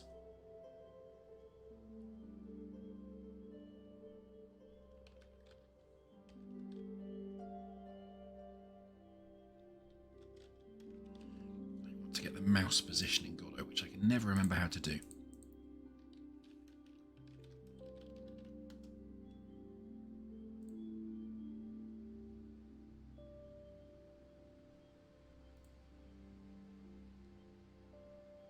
Do it through the viewport. Get viewport. Get mouse position, apparently. Turns the mouse position in this viewpoint using the coordinate system of this viewport. Sure. What does that return? Vector 2. So we can do vector 2 mouse pos equals this. This will then get us a kind of a two-dimensional XY position. Now, this, I think, will always be the same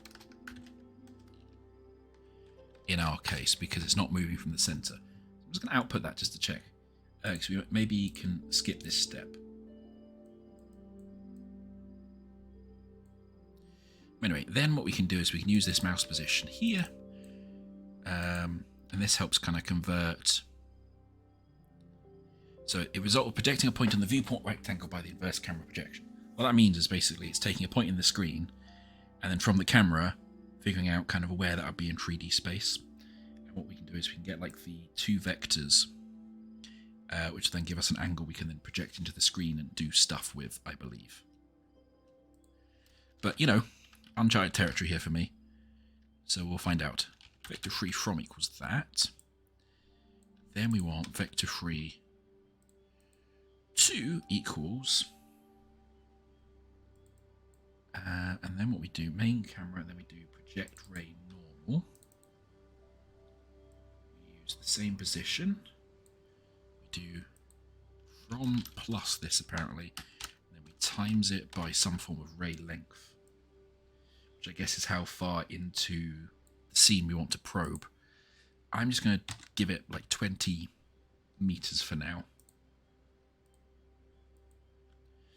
Alright, so a couple of things I want to test really quickly. I just want to check whether that value is always the same. Just run this for a few seconds. Run around, do some stuff.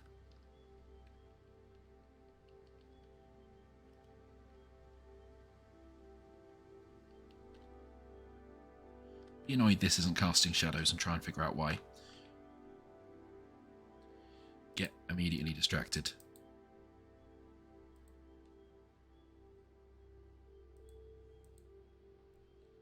There's a thing. Is there a thing you have to click?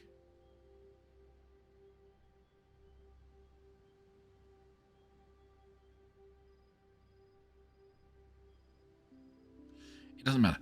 Why am I saying it? Yeah. So okay. So this is always the same in here, because we've locked the mouse position in the center of the window. So that's fine. We can use that for now. If we wanted to later, we could just calculate the window size divided by 2 to get these values, because I'm pretty sure that we've got like 1080.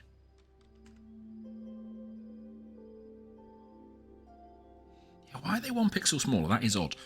There's actually something bad that has happened in 4.2 that I am annoyed about.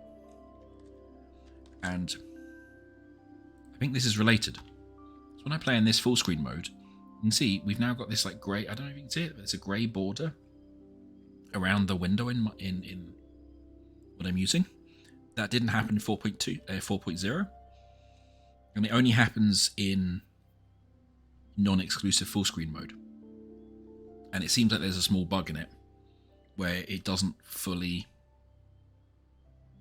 Oh, I didn't realise I'd not limited the looking up. I should limit looking up so you can't, like, fall over.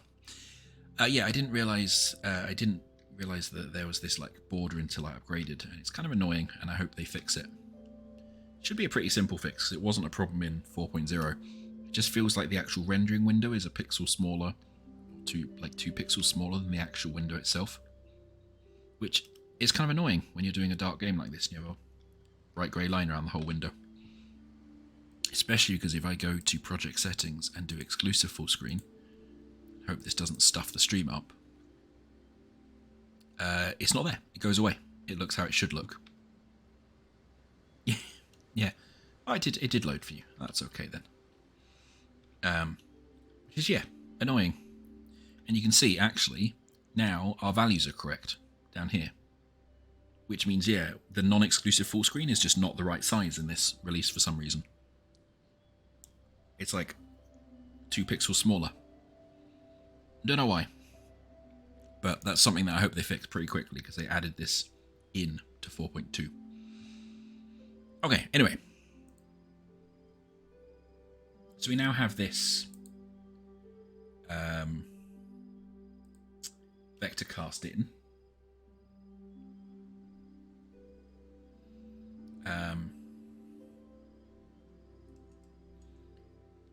Now I actually have to do the raycast itself.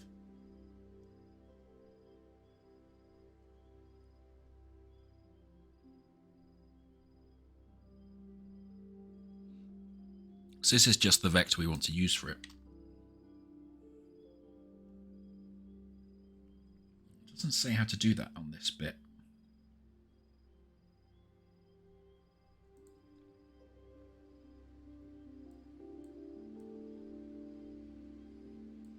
That's weird. I'm sure it used to as well. Oh, the joys of open source software. But basically we have to do, I think it's like there's a physicsy raycasty call that you do. Physics direct physics ray query parameters 3D.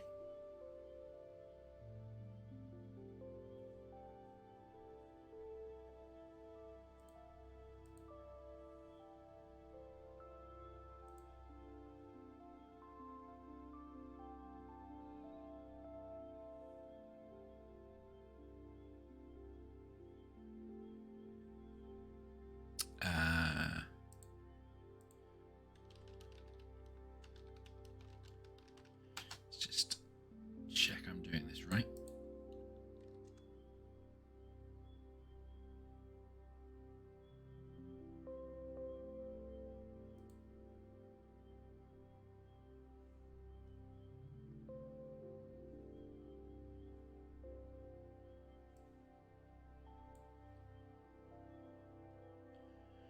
Apparently it's physics ray query parameters 3D create returns a new pre-configured 3D create returns a new pre-configured raycast query 3D object. Use it to quickly create query parameters using the most common options.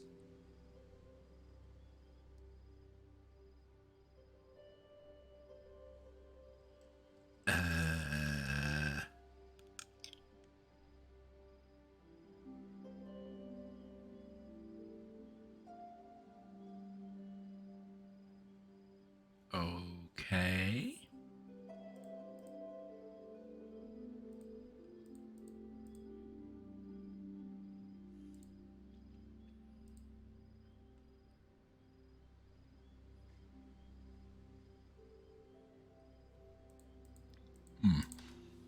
Okay, so what it's also saying is we can do get well.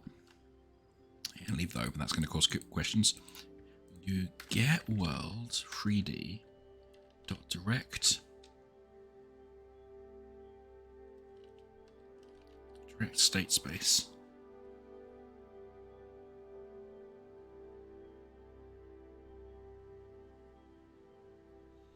Intersect ray.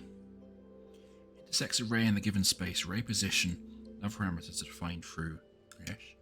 The turned object is a dictionary with the following fields. A colliding object. Ah, yeah, that looks like what we want, I think.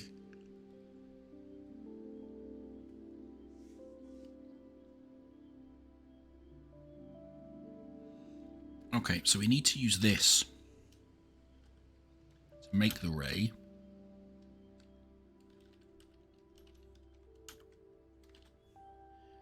Oh, okay, yeah, so this, then we pass it our vector from, our vector to.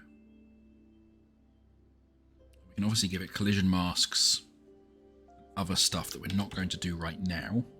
It's useful to know in future. Then we do this, intersect ray in here. Ray.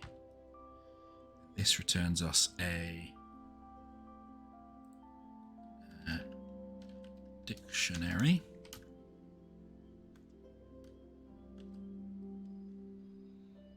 What type of dictionary do you actually return?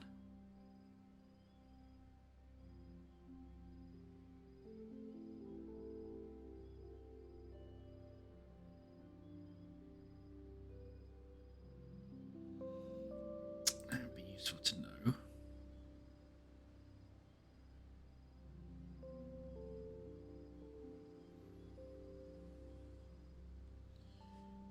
Yeah, because they're just, all the demo code uses var, which is dirty and I don't like it. Because I think it's then unclear. Oh, it's a Godot dictionary. What?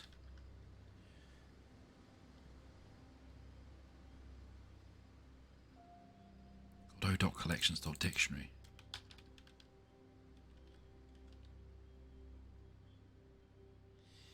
Wrap around the dictionary classes. Fine. I don't know why they've re-implemented dictionary, but fine. So apparently now we can do if results dot count is greater than 0.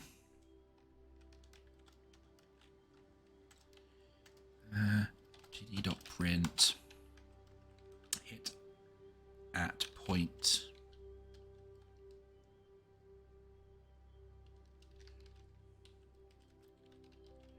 do something like that. We should call this results if there's going to be potentially more than one.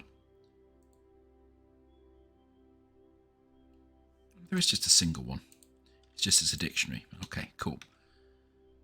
Alright, with all of that code, now maybe if I do project settings and I knock this back into windowed, so we can see down here a little bit.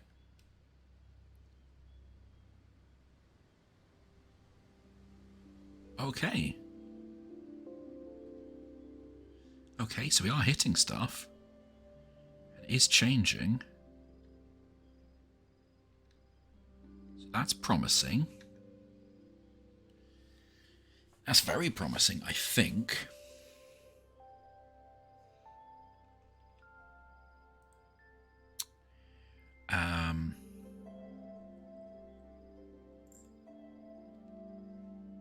Okay.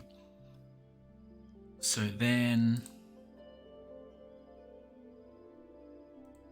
what else do we get in this? We get a position, a normal, a collider, RID, a shape.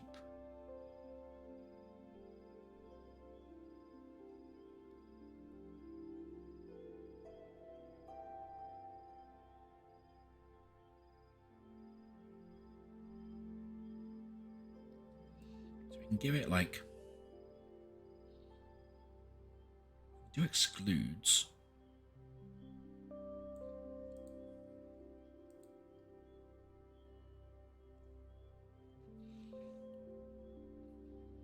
I don't think we're hitting ourselves yet.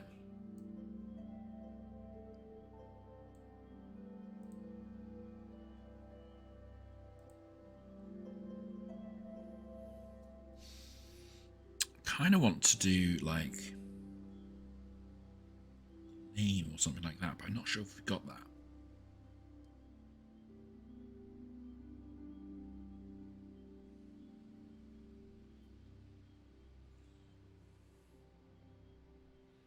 RID at collided against, shape index of collider, metadata of collider, which is of type variant. Oh, that's unhelpful.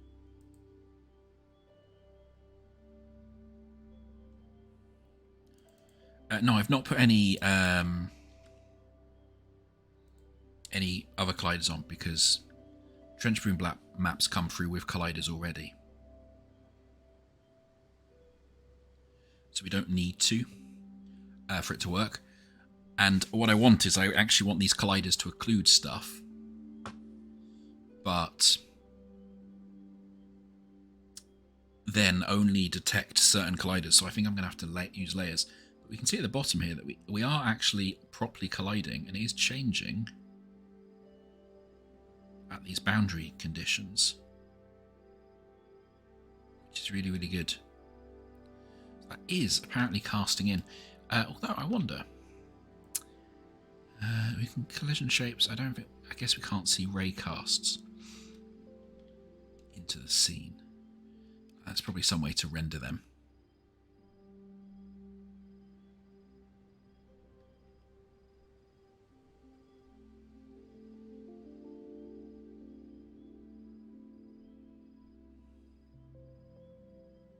Interesting, that's getting 0.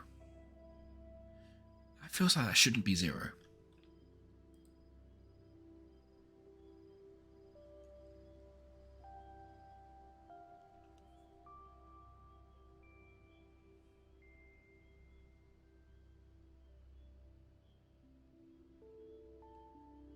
Yeah, I'm doing like a raycast every frame on purpose because I want to be able to like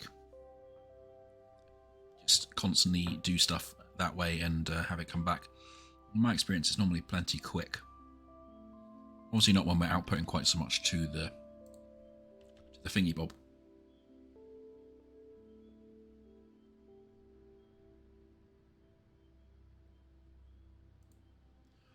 I'm following the tutorial.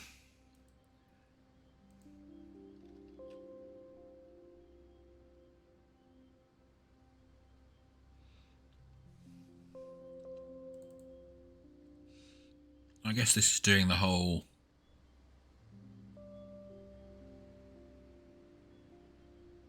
It doesn't actually... I was expecting that to transmit a signal when it hits something.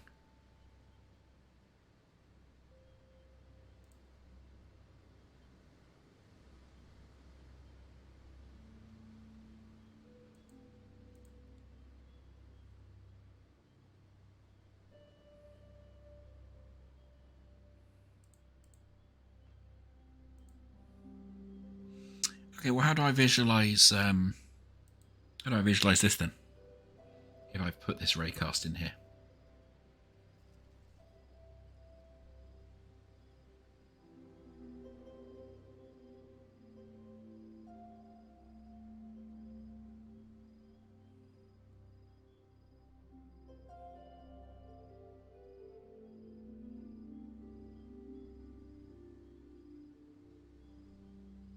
It doesn't obviously have a visualization.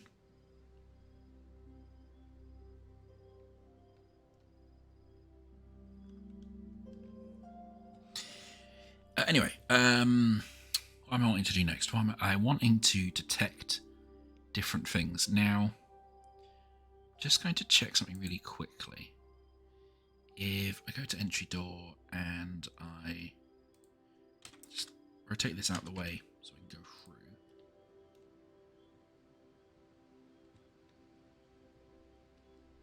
So yeah, this was 0. 1 and 2. Yeah, okay, so the RIDs are not unique. So that floor is 0. This is 0. That's sort of what I was afraid of. So what else can we get from this raycast that might be useful?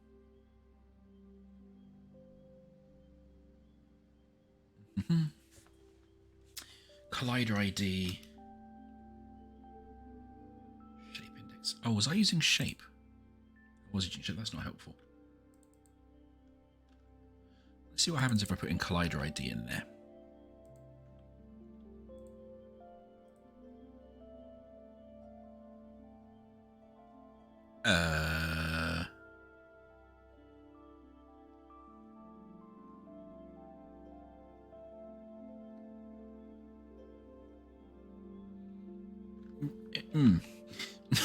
Not what I was hoping for.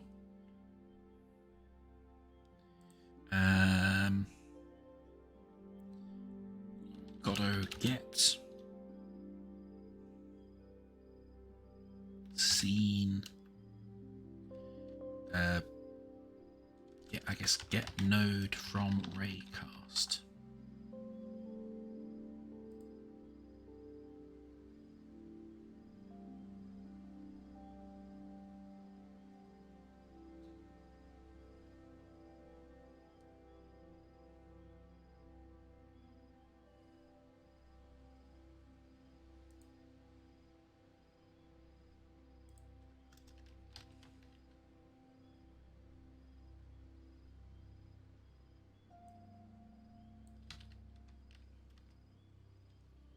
That's very unhelpful. That must be for an older version of Godot. Those things don't work how you expect. Raycast 2, can you get the group of an object from Raycast Collider?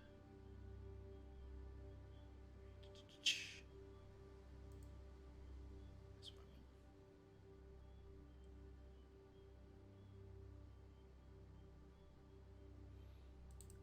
want. It's RID I want then.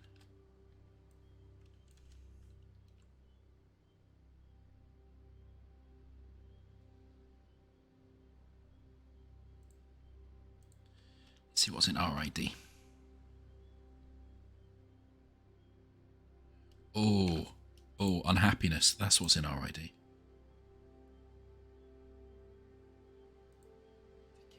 thing is not present in the dictionary. Okay. What have I done wrong to upset it?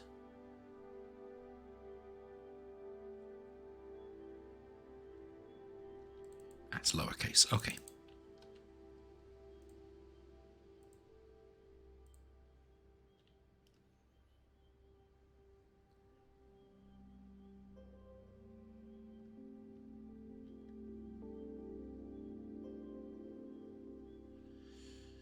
Okay, so I guess then we're seeing that we're getting different RIDs here, which is fine for the two different Qodot maps because they are two different like higher nodes, which is kind of okay.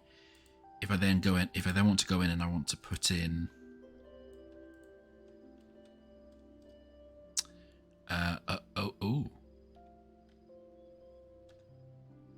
interesting. Is this the one that's a variant that I didn't understand? That's metadata that's supposed to be the variant. Because yeah, I don't really care. All I want the walls to do is basically block the collider. So I'll go through and I'll put in like an area of 3D, which is the thing I want to then detect whether we're hitting or not effectively. So still think that's probably shooting a bit far because we can hit that beam over there. So we'll knock that down a little bit more. Say to 2.5. If I do just result the ones that just gave us back a basic number, so I understand what's trying to understand what's going on here.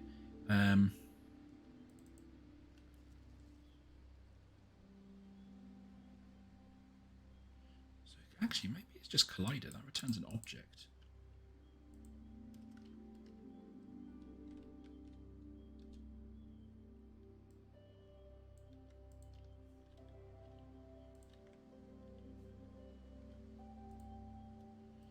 Does everything come?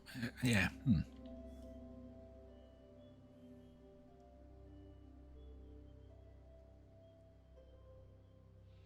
Oh, okay. That's getting our static bodies then.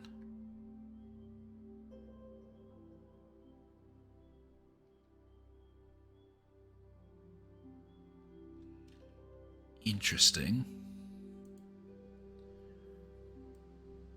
So then, is it possible for me at this stage to then do like, anything is going to inherit from node 3D, and say hit here. Can I then do like hit equals result collider, and then like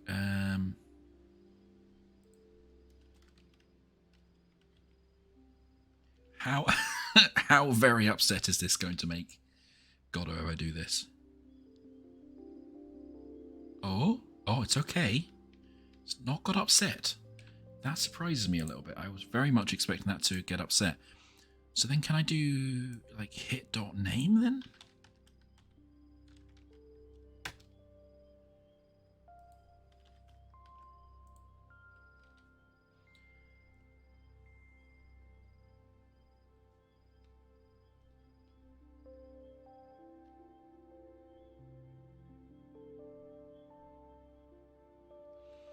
Yes, but it's unhelpful. Evidently.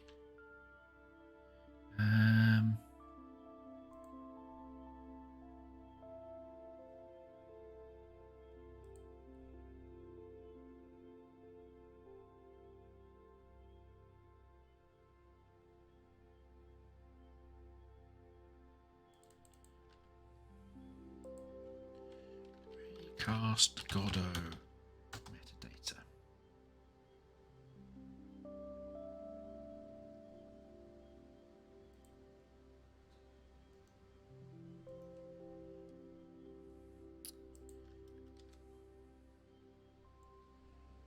See, what I'm wanting to get is I'm wanting to get like the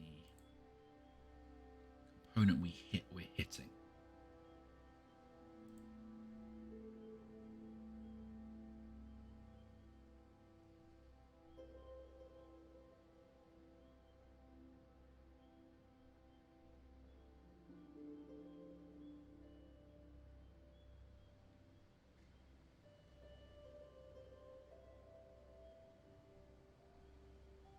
I'm just trying to figure out what's the best way to go about doing that then. That's most useful, that example I just found. What happens? What do they do in GD script?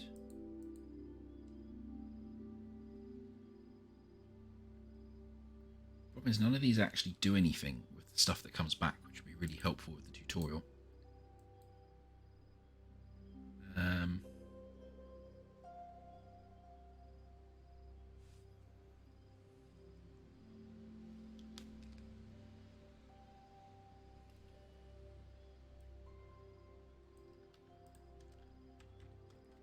These is like a bunch of stuff that it feels like, because it's not entirely sure it's returning, I think it's one of these things where it's like giving you all the stuff it could do. Not super useful.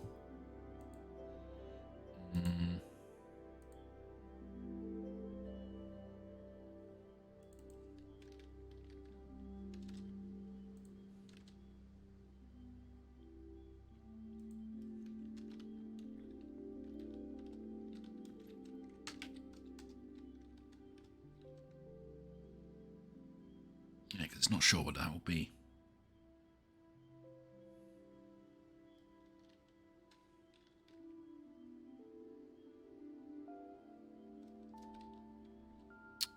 Interesting. Let's see what that does. I have no idea what that would do.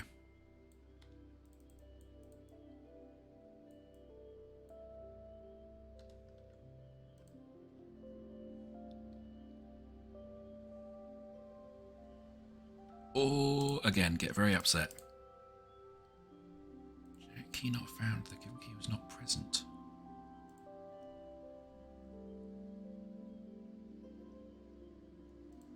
Interesting. It's supposed to be present.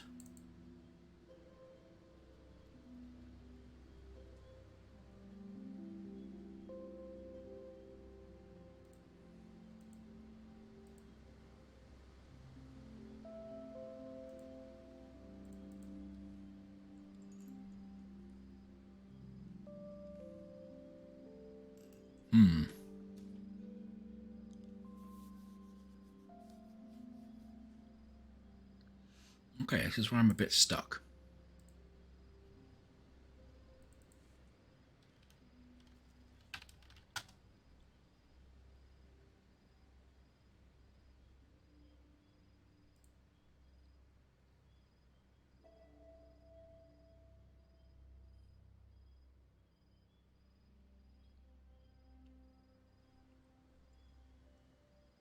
I'm wondering if the other examples are doing this using the raycast 3D thing, because they're giving very different things.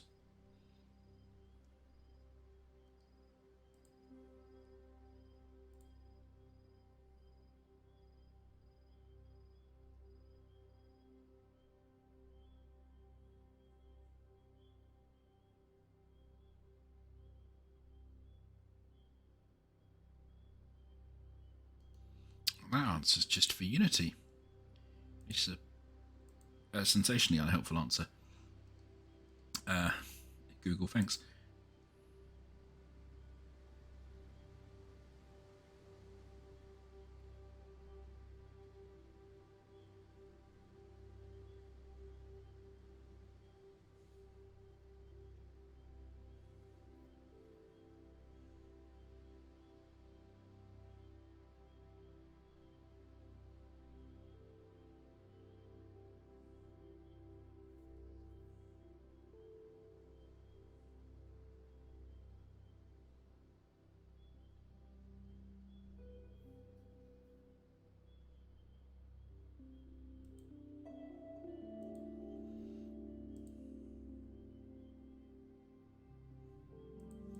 Okay, maybe I'm going about this wrong. I got to get object from ID,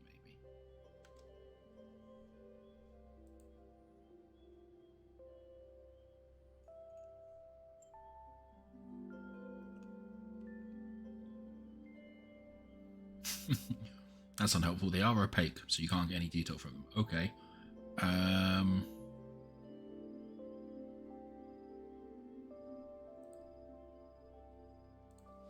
Maybe I'm just going about this a dumb way.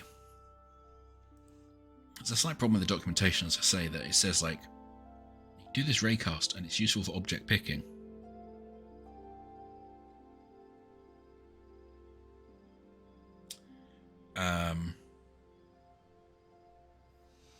But then it doesn't say what to do with the results.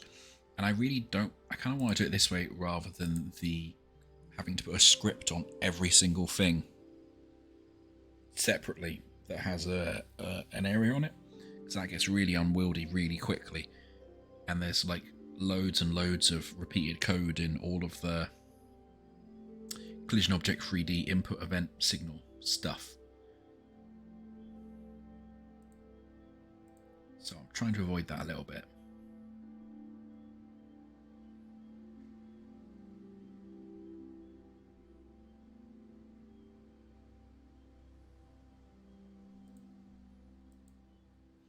Which maybe I shouldn't be, to be fair.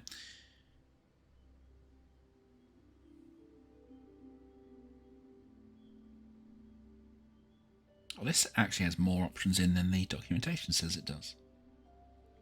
Collider, the colliding object, collider ID, the colliding object's ID, normal position, face index, ID. So it feels like I want the collider. I don't know what to do with that.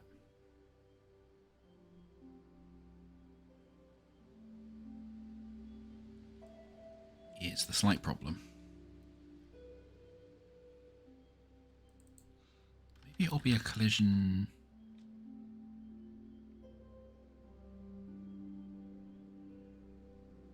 Collision shape 3D, I guess. So we then do hit dot.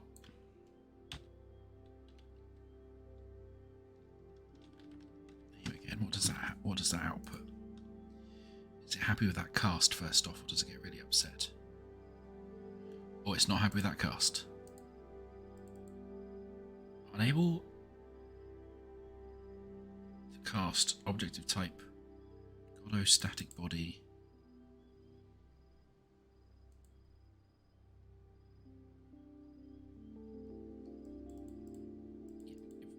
Can I just read the whole thing? Oh, unable to cast type of object Godot static body 3D to type Godot collision shape 3D. That seems fair. So can I then do, as a cheeky test, I guess, if it's bigger than 1, if result collider is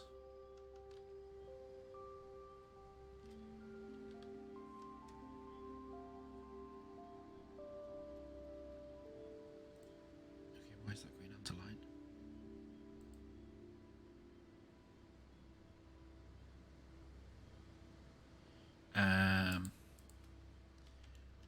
Check object type. That's what I want to do.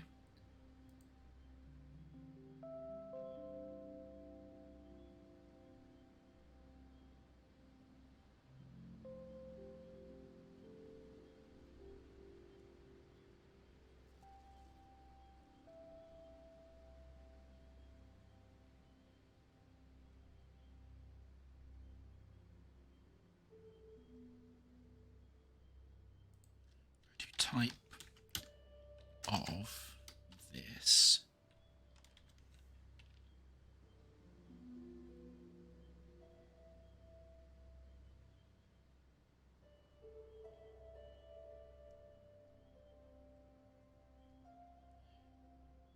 This is always when I get to the edge of my coding knowledge.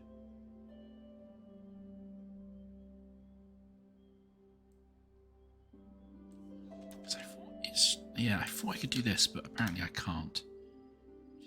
Which is a shame. You're saying it will never happen, but let's just check that.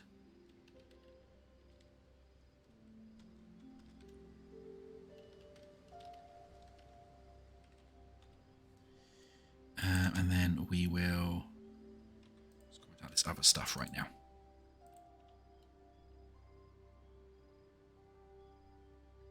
Yeah, okay, so that is not triggering. And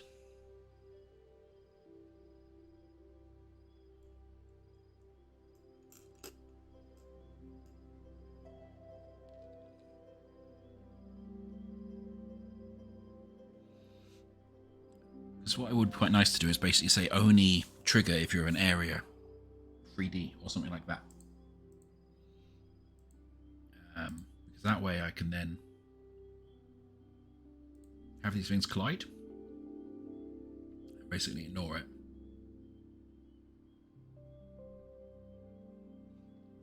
Dot get type.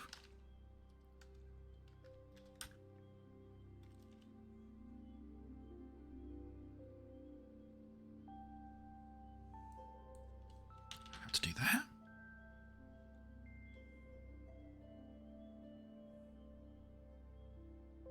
I need to do type of. This doesn't feel like the best way of doing this. It doesn't feel like the best way of doing this at all. But we're going to try it. So that's now not doing anything.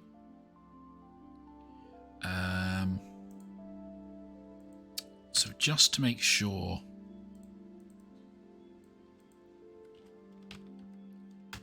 I am doing the correct type here, I'm just going to try and do this cast.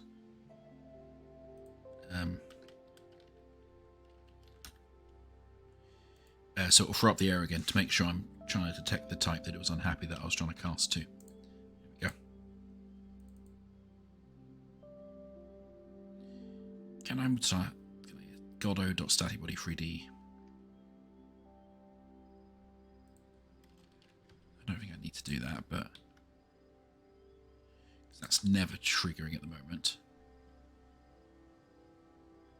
Oh yeah, I'm still going to be crashing because I left this in.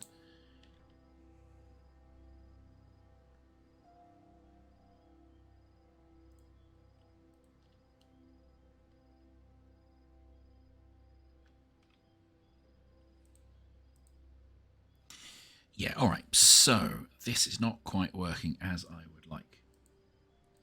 So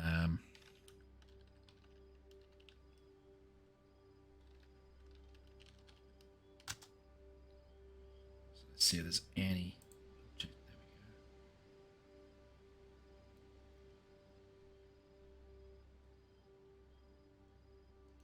No, that's unhelpful.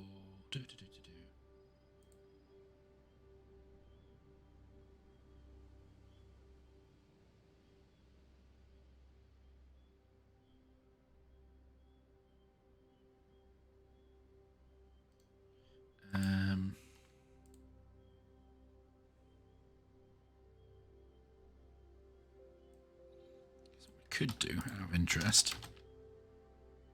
See what actually this is getting.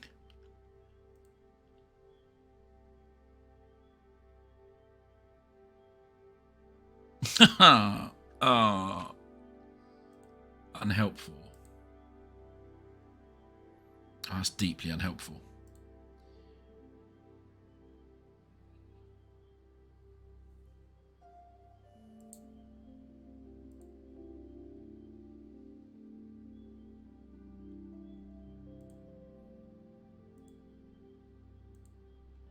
Oh, so that's a variant type.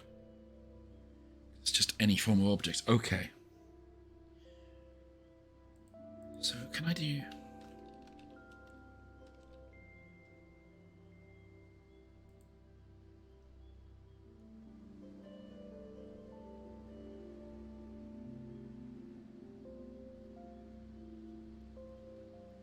Oh, interesting. Can I do it that way? So... static body.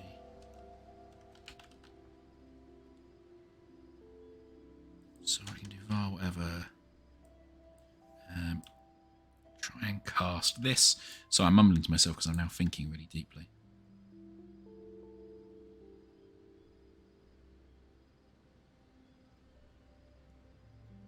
No, okay, I can't do that because it's variant. Nah. I've never really come across the variant before. That's why I'm struggling, I think.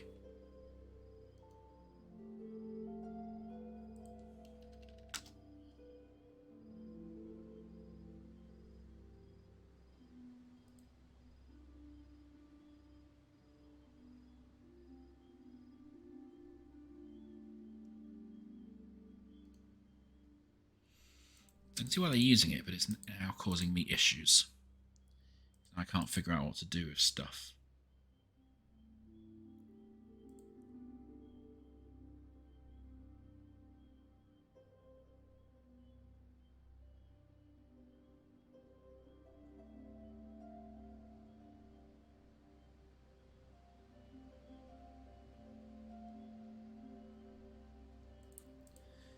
Convert variant to...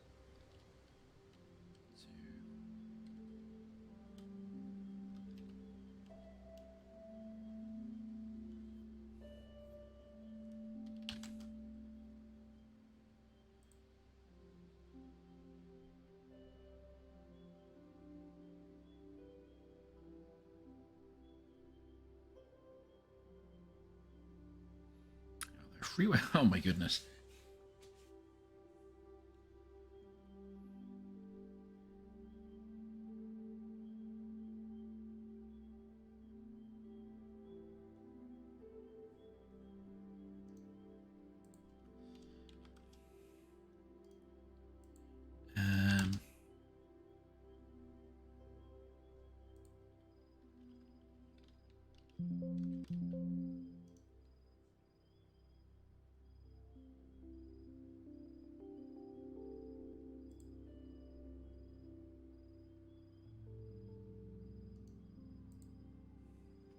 Okay, no, so this is absolutely not working and confusing the absolute bits off me. So,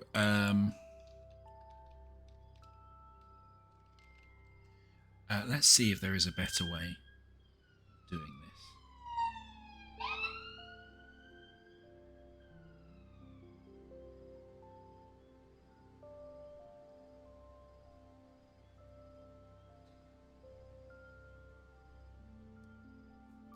Yeah, I think basically this stuff is causing us issues, and as was alluded to in the chat, we can actually use the kind of inbuilt raycast. So let's try doing that and putting some code on that instead. So this array, the raycast represents array from its origin to its target position.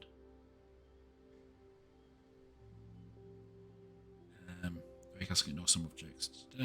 Calculate the intersection of every physics frame and holds the result to the next physics frame. It'll take me to the same rubbish tutorial, won't it? Yeah.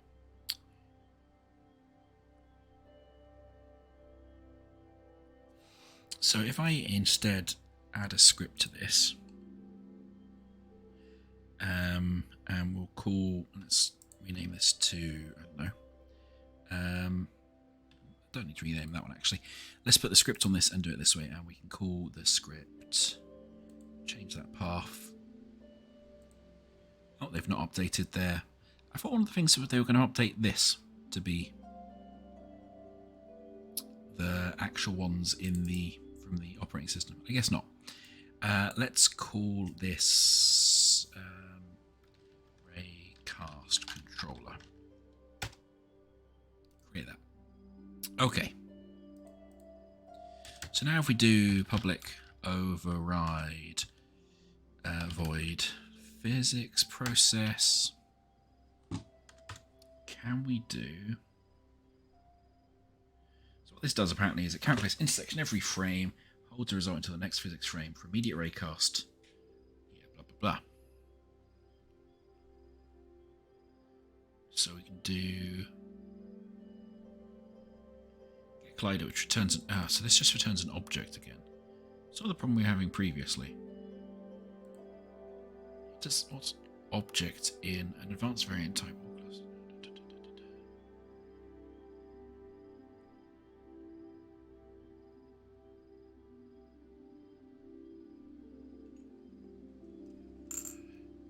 See methods such as set, get, call, etc.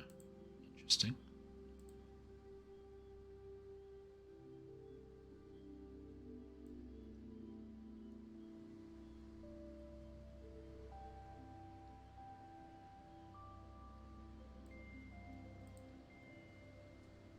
Yeah, okay. So I really was doing a similar thing to this, but it doesn't really solve my issue of being able to grab what we've got at the end.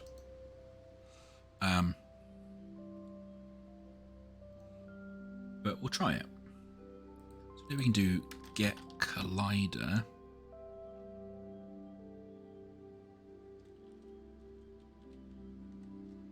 We can make this a bit nice by saying if is colliding, get collider, like this. I feel like once this bit actually works, we'll actually be okay. It's just getting this bit to work, so I can then fire off signals and stuff that I want to.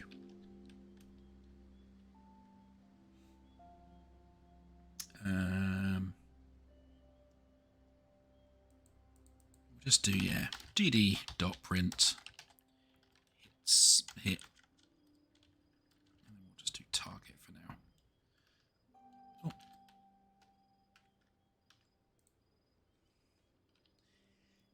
The only slight issue of this might be, so we are hitting stuff. We stop hitting stuff. I ignore those things. That was just me testing out. Coroutines.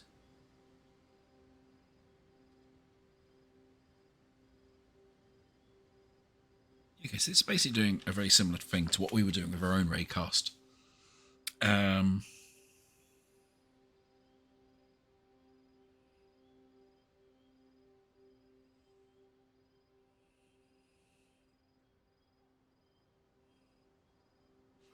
Still don't know how to then do the step from here. We go from getting this object to then doing something with the object. That's the bit that I'm struggling with.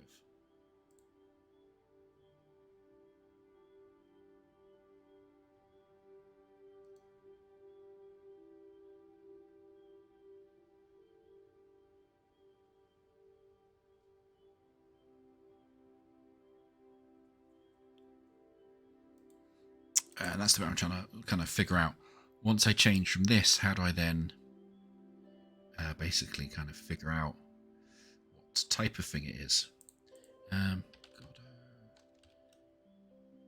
figure out type of object.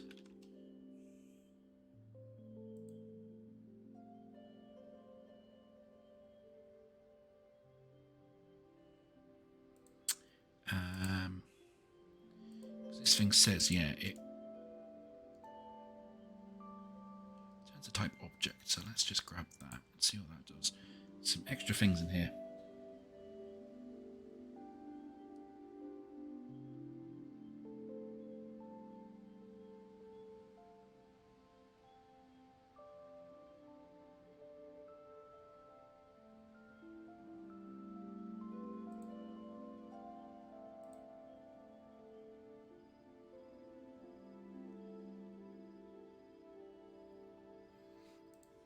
Saying we can do like target.get.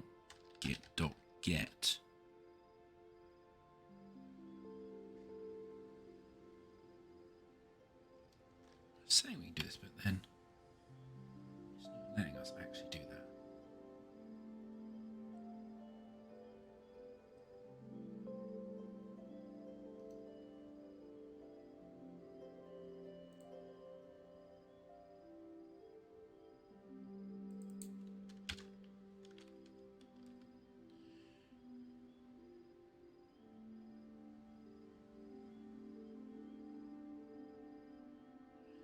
Returns a Godot object.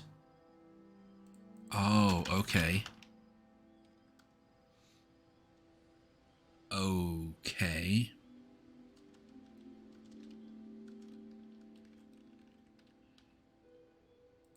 Oh, right. Okay, maybe this is the whole thing I wasn't doing right before. So I am aware how much of this is just me mumbling. Still just getting name. It's just getting Godot variant, which is not what I was hoping for. Is this because I've not saved this one as well? So let's save this one as well, just in case the other one's overriding it. Oh, okay, there we go. Okay, so now this one's not doing anything. But if we just ignore this one for now, we go back to the code we wrote over here, we might be able to actually fix this code. I know that. So we're doing this, and then we're getting this, which will be a Godot object.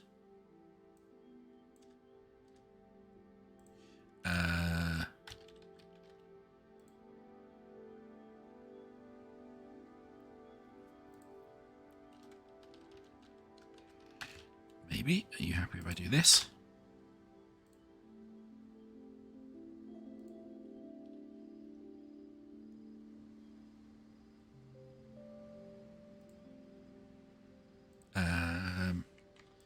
Move this stuff for a second. Are you happy if I do this, Godot? Okay, it seems to be. So can I then do...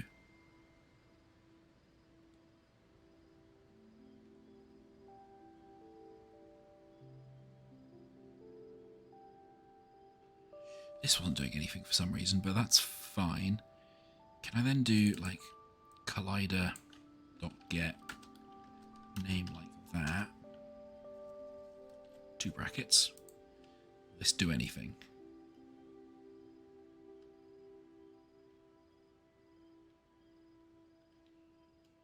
No. Okay, interesting. Why are you not doing anything? Is that 'cause that's not letting you... Just do this as a var. Can I still use the... Oh, I can still do this if I just do that as a var. And now I'm worried I've broken everything. So let's delete that raycast. We're just going to do print collision just to make sure this is still doing something.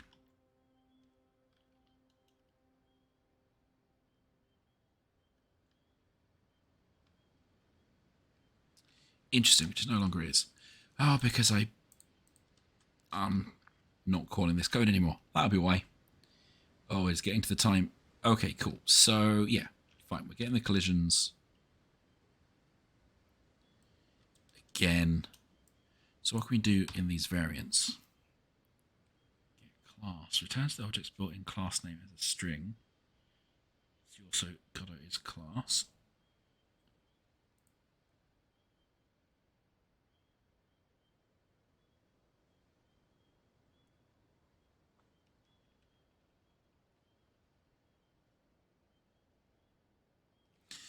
Yeah, well, I guess one thing I want to then now try is actually putting in an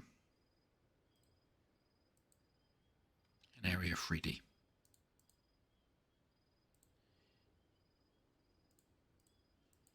Add a collision shape 3D to it as a child. And here we can say we want it to be a box. We just like knock this up, knock this across.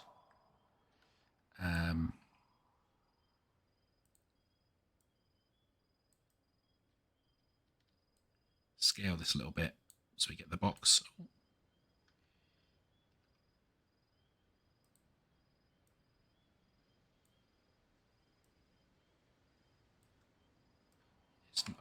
Yeah, scale it a bit more. Scale this a bit more. All right, that's not quite right. We want that a bit. Oh, that's a bit too tall. I was about to say we want that a bit taller.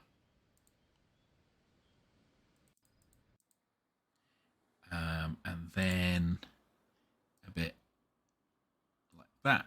We'll give this a name of, I don't know, Door Collider. Why are you complaining?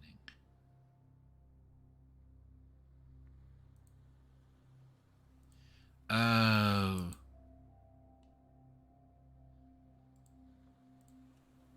That's not how you're supposed to do that, I remember. Nope, stop doing linked scale. We're supposed to change the size of this box, I remember. Oh yes, and this is the thing they've updated in 4.2, so the box behaves a bit differently now. Okay, now what happens if we then look at the name? Do we get a different name if we hit that?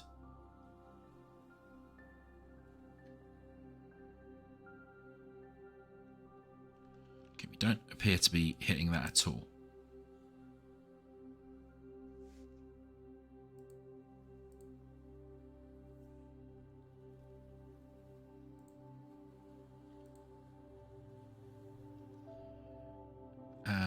Let's put the debug collision shapes on so we can see them. Oh, we can see we're in my collision shape now as well.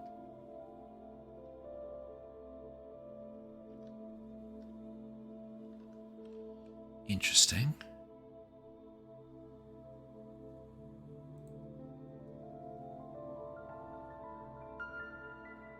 Interesting.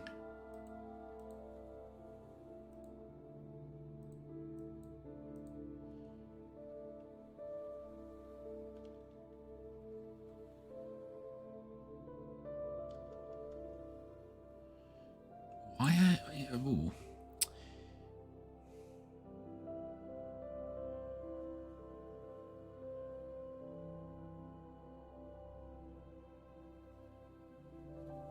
I'm now doing that thing of like, why is that not seeing anything?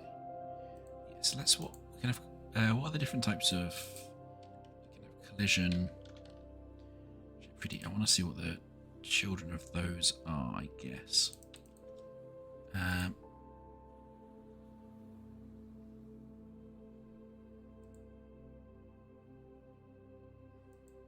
object 3D. We can have area 3D, physics body 3D.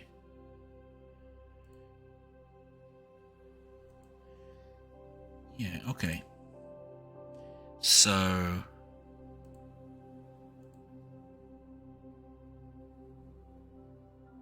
this raycast seems to be ignoring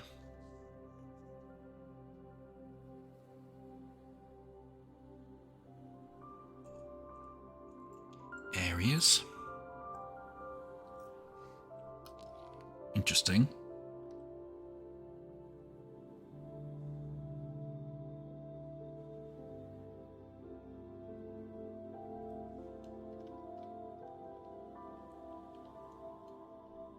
Is it ignoring areas?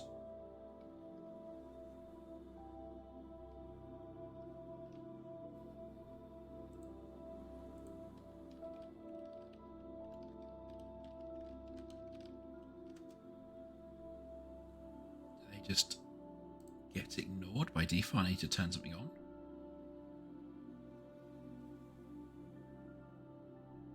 You forgot to pass collide with areas equals true to the thingy. Yep, that sounds makes sense.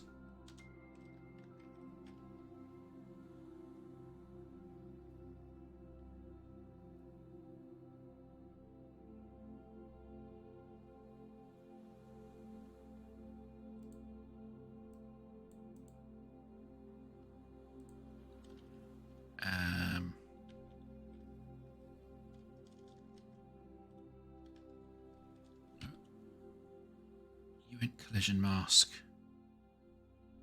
Array exclude equals null.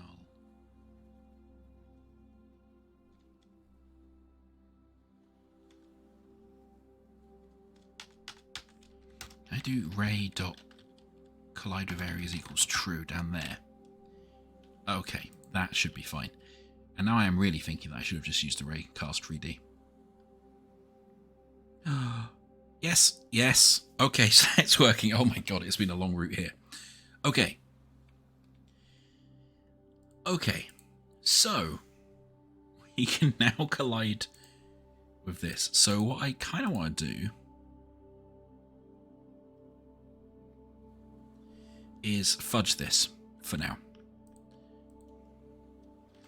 So what I'm going to do is I'm basically going to say if the name, all this nonsense, if the name has area in it, I'm going to treat that as a thing that we can collide with. So we can just really nastily fudge this by saying string name up here, and then name equals result collision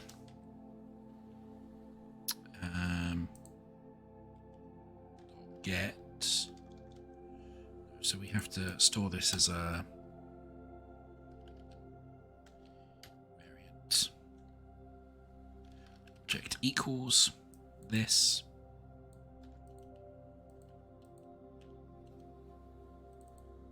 Godot object even. Just do that cast. Probably nasty and we probably shouldn't be doing, but we are. Okay, why none are you happy?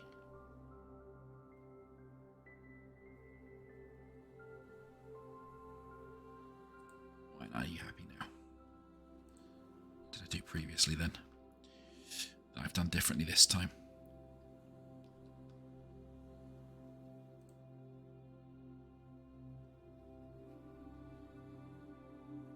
Fine.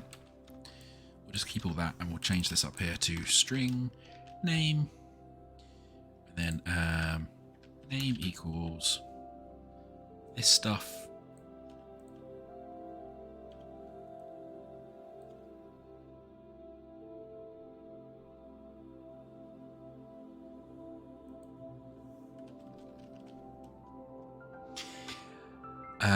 Then if name dot contains area, do some stuff in here. Okay, so we want to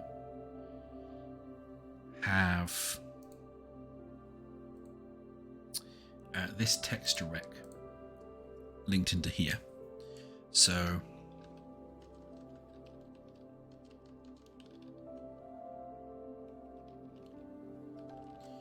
I need to just quickly remember how you actually show stuff in Godot, because I have done this for a while and I've forgotten. Because I want this to be visible. I want public stuff, but I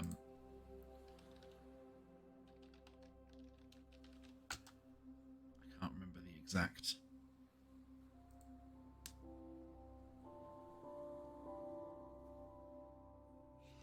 Export, okay.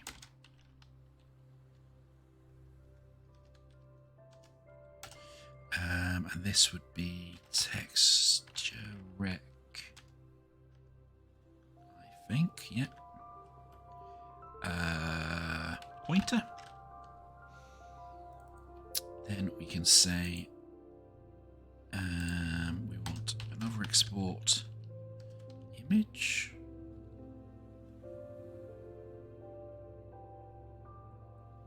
Sure.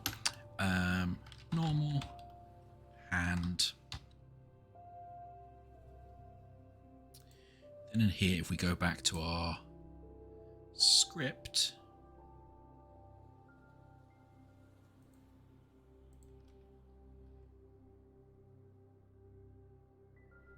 where's our stuff?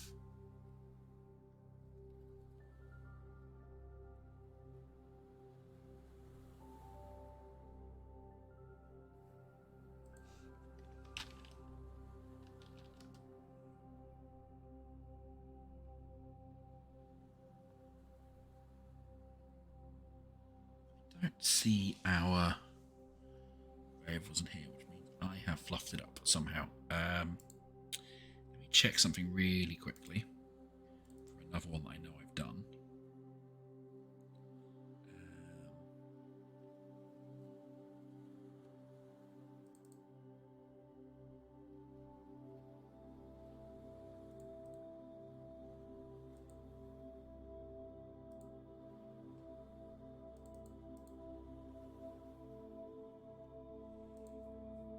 Was it just going to make them public as well?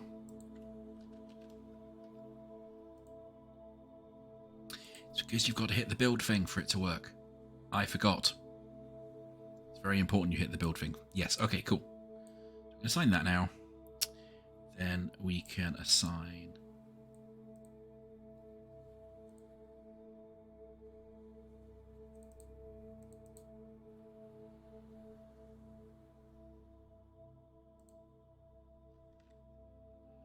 Can this just be a texture 2D instead? Is that fine? There we go, that's happier. And then with our terrible rubbish hand. Then what we can do is down here again. Now we've got that detecting thing. If it contains area, we can say pointer dot texture equals hand. Else pointer dot texture equals pointer equals normal. They're not great names.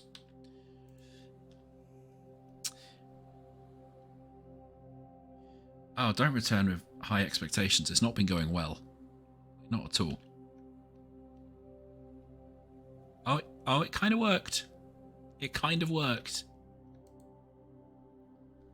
Oh, of course. But now we also need to say. We also need to say that if nothing hits, then return to hand as well. Man, that has been a really long route to get to something really, really basic. We've not done it in the nicest of ways either. But it does change to a hand when we detect the area. So, you know, I'm calling that at least a partial win. Now, before I leave today, I refuse to not have my door opening. So...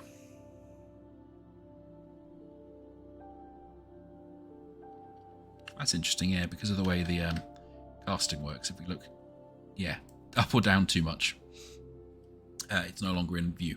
Okay. So, and I want it to open this door, basically, when you click on it. Which, as I say, I'm pretty sure is going to cause all sorts of issues with the lighting.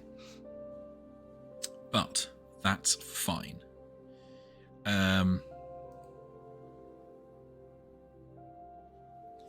Now,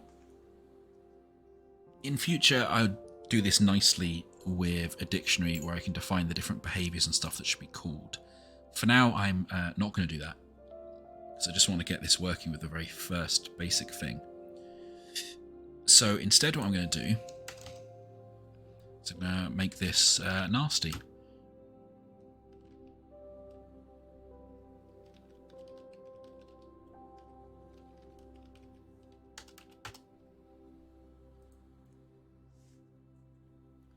Then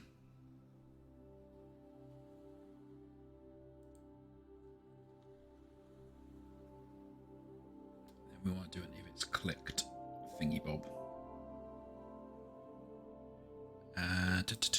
So it's input dot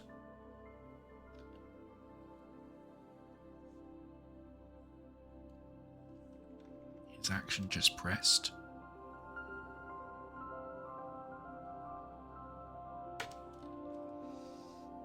And we probably have to go define some stuff, I imagine. Yeah, add new action. There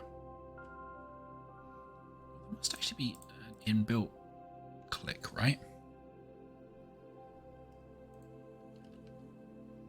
Oh, filter by name is what I wanted. Something you can do by button, that's useful. Yeah, just make our own one. And then we're going to do this. I'm going to say I want it to be mouse button, left mouse button. Okay. Okay. So wrap this in an if statement. Call this, and we can pass that name. All right.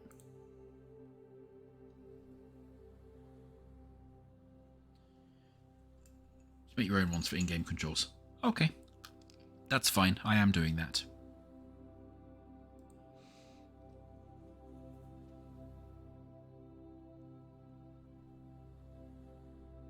Yeah, okay. So now we can do if name dot equals, and we're just going to hard code this for now.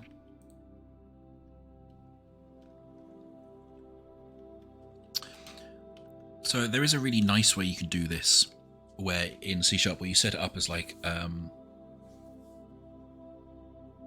you basically create a delegate function, and what you do is you have a dictionary that maps then names directly to functions, and it's really swish because basically you can then just say like get the thing out of this dictionary if the key matches and then run that function. It's really, really slick and lovely.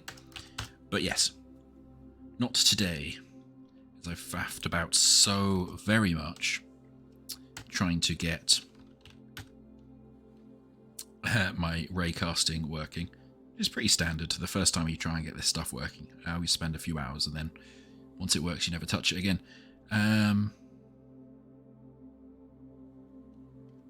Say of type Qodot map door.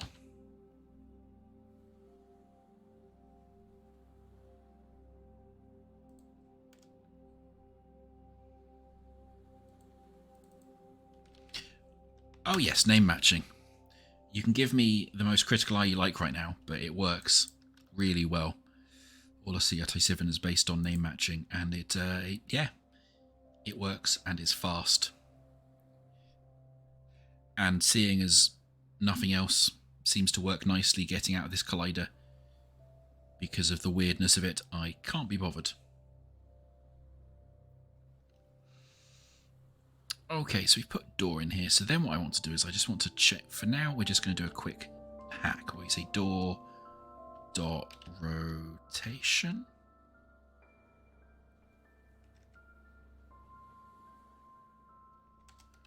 I'm just going to do this.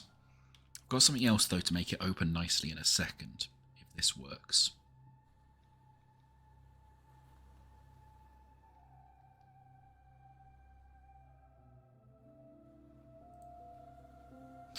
Okay, a couple of problems. First off,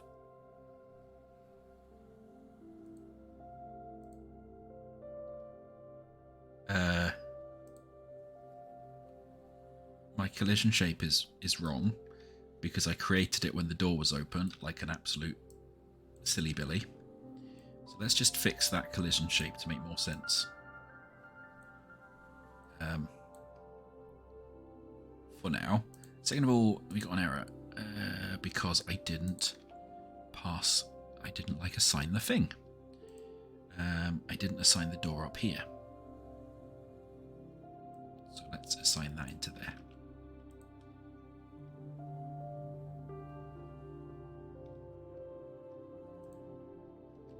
Oh.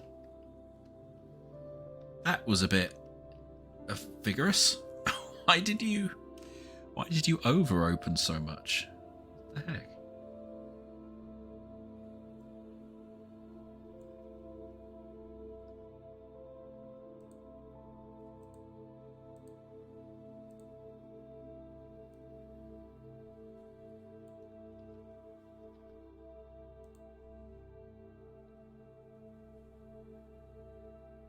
Oh, because it's in radians.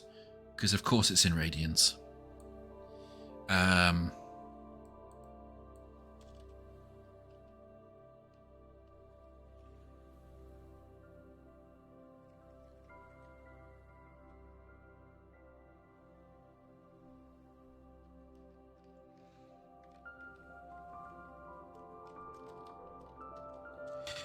There's normally something in maths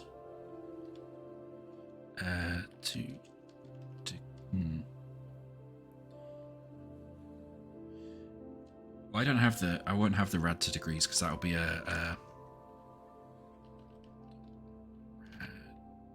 dot because that will be in GD script.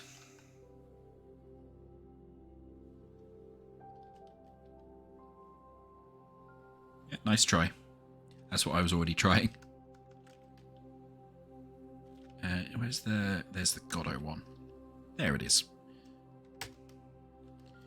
I was looking at the wrong maths one. I was looking at C# rather than Godot's.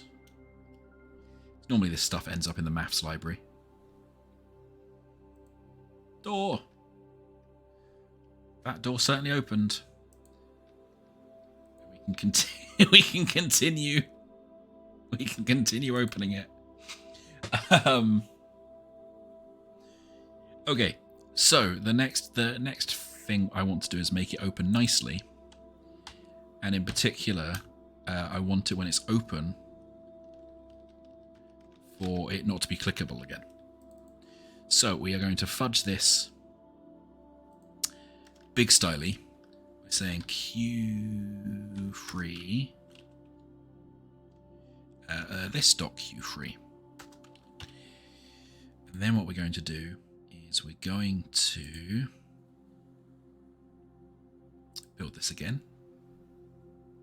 This. We're going to take our door collider area and stick it in there.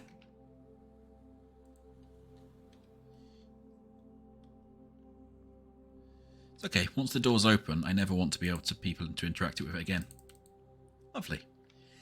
Again, what I've done in CRT7 that's a lot neater is actually whenever you change state, I've set it up so a whole new dictionary basically gets imported in, and it only works on stuff that's currently in the dictionary. It's very, very swish. Cool. Yeah, don't worry. I've got a plan for that.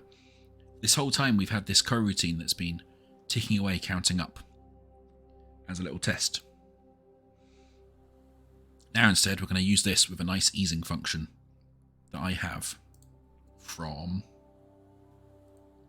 is a library that I've mentioned previously that I bring across for all my different projects now. It's basically just a bunch of nice little easing functions. So as the final thing today, we're going to make the door open nicely. So to do this, the way I like doing it anyway, is I use basically I enumerators. This thing down here. Now, this is effectively what am I going to call this? I'm going to call this open door. This is effectively code that can yield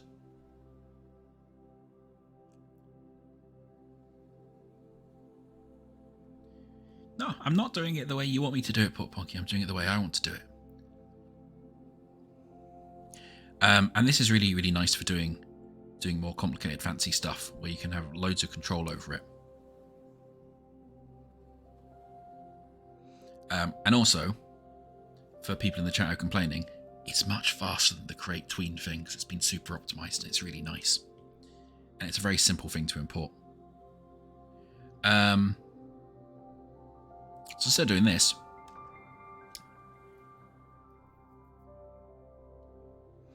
I can call this if I want to, using this code up here.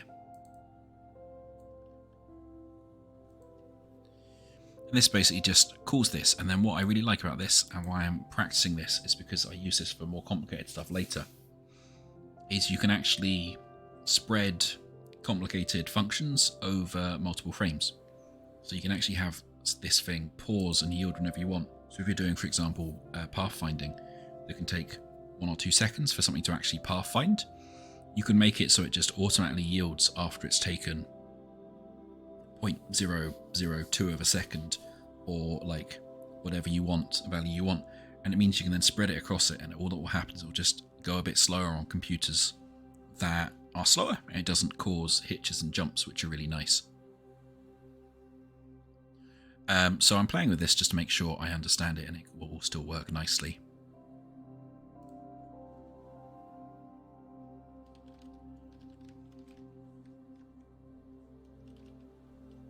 What am I doing? Oh, should use doubles because otherwise this always gets a bit upset. If there's a conflict between them. All right.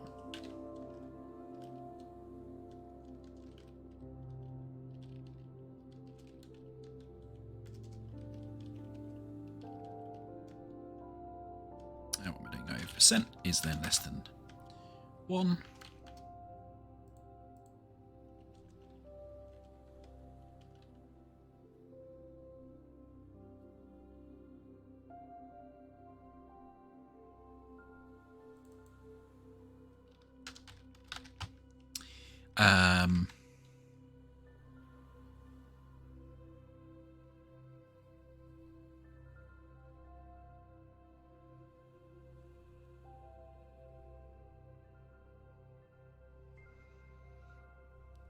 Oh yeah, because I don't do any of this yield.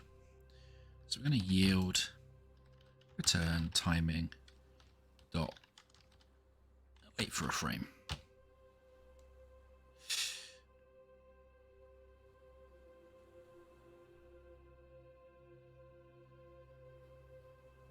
And then this is complaining because I haven't passed anything. So I'm just going to put a default time in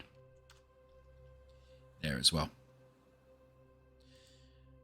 Alright, and if this works, I will go and use the suggestion in the chat as well. But, you know, I want to make sure this works for future stuff too. This whole thing is about me learning the engine and making sure it can do all the stuff I needed to do.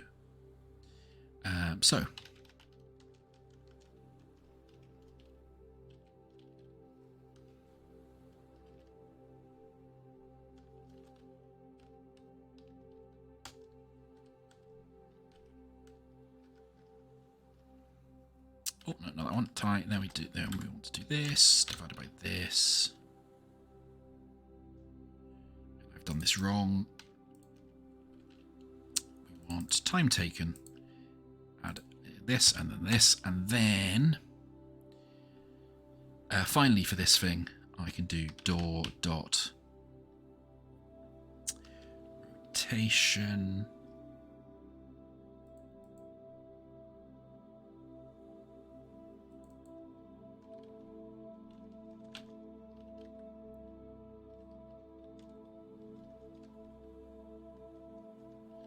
I think, yep.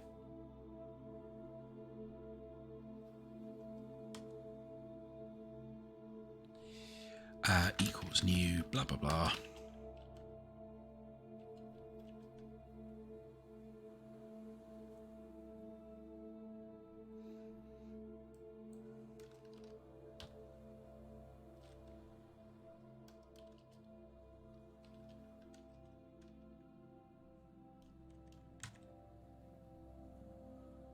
Happy. Oh, because it's expecting floats. All happy now? No, now because you're expecting it to be a double. Okay, cool. So assuming that all works happily, F should now have the door open nicely. Using a coroutine, so it should all be working okay. What we can do as well is we can turn off that one that's been ticking away happily in the background, because that was from when I was playing with it previously, just to try and sort some stuff out.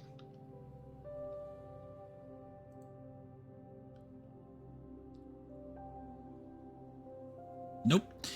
But to be fair, I have already realised what that is, because we're again assuming Euler rather than floats. And if we were doing this properly, we would actually do this all in quaternions anyway. But yeah, we're not doing this properly in any way.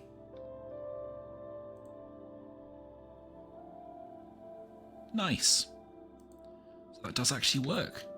And do a nice little opening door that eases in and out.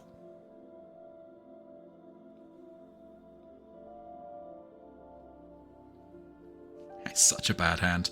I feel like that terrible hand icon is going to stay for a very long time.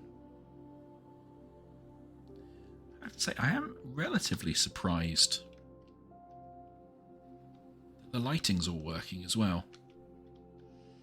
I was relatively sure that the lighting wouldn't work on this door with it moving with this type of global illumination. It does seem to be being lit okay. So I will take that.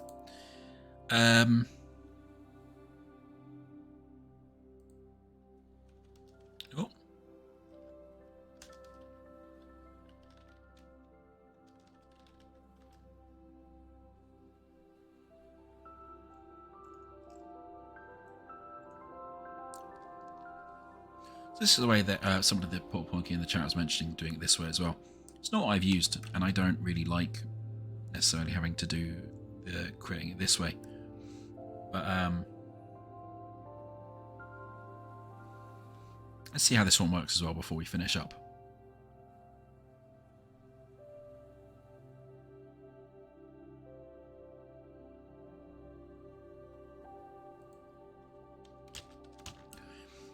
Because that is super unhelpful from the Godot and the auto suggesting going on there. Let's see what's the structure supposed to be.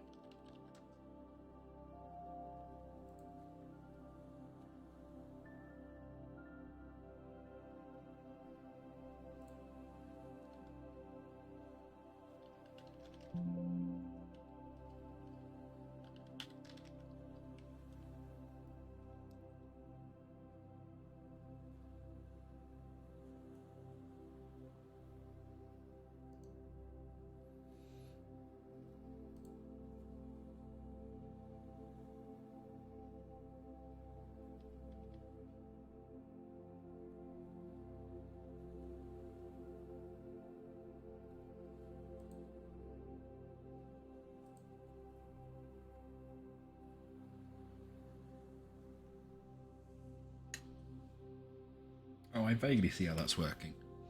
Yeah, so you're still having to create a whole new object to then do the tween.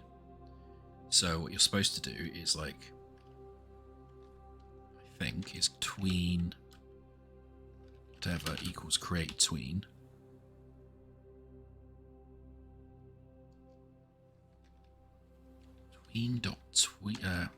Whatever dot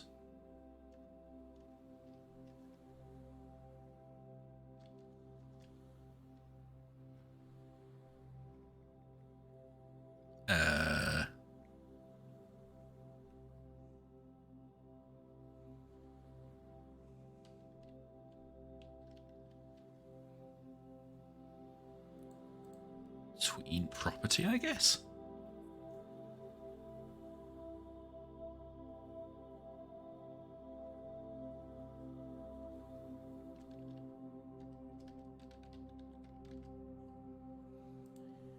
If you're still there,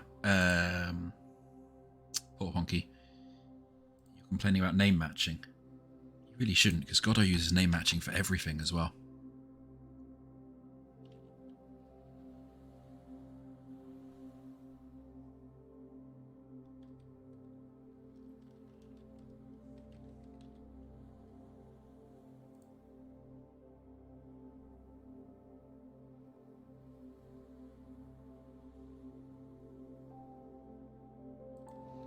Is that apparently do stuff? Although I can't see how you actually give it an easing function, which I would much rather do.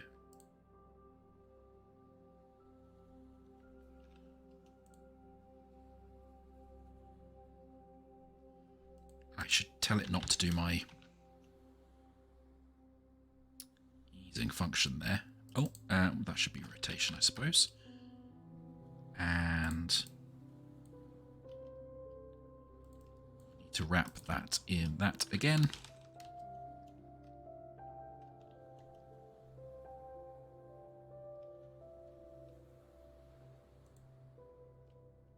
Oh, and that's unhappy for some reason. What have I done wrong?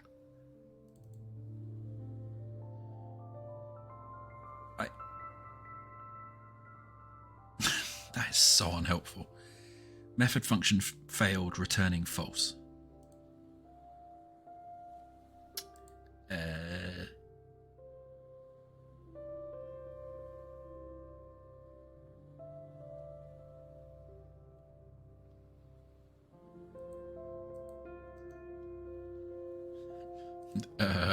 Question mark?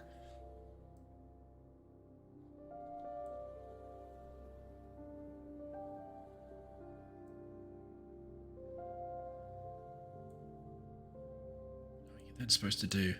Oh man.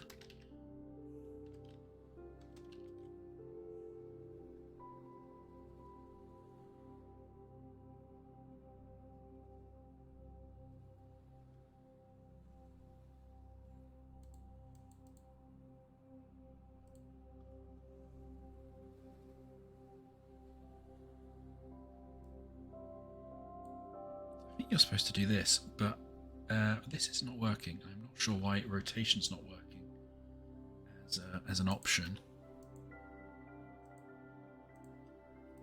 Build everything and run it again just to make sure that's still not working okay.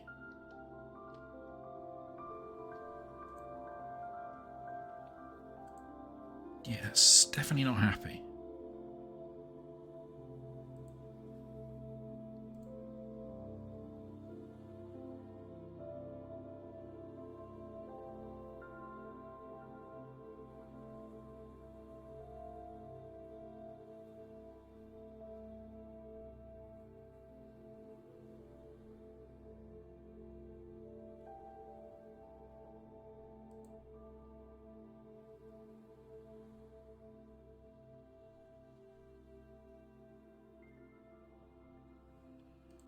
Just to put this to position, which is what it says it should be happy with. Does that do anything, or does that still complain? So is that bit basically, is the rotation part the wrong part, or is the other part the wrong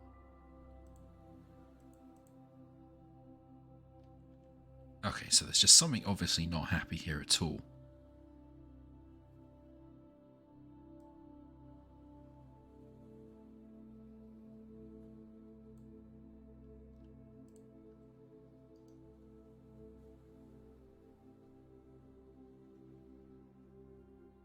Alright, well, I've never used this before.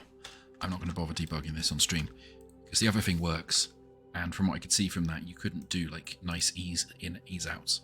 I'm sure you could by chaining more stuff together, but I like using these. I've always liked using the coroutines because they give me a lot of control for messing about with stuff, and you can link them to stuff like animation curves really easily and stuff too, in a way I understand. Now, there's one tiny thing I'm going to do. That's just because this is making me a little bit sad. So to finish up, what I'm going to do is make the door a little thinner, I think.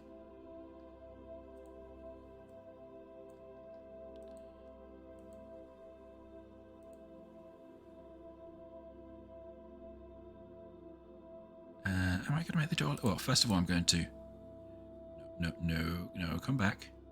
Put it there so it's central. Then I'm going to shave off a little from both sides. Save that. We'll build this.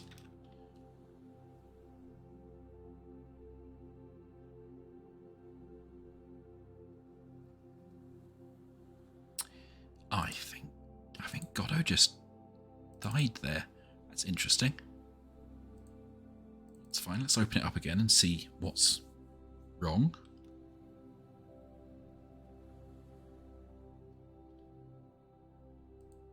You okay to build this time? Interesting. Okay. Yeah,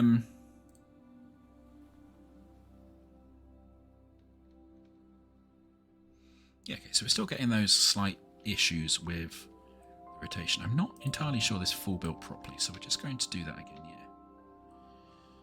yeah. Run that again and see where that ends up.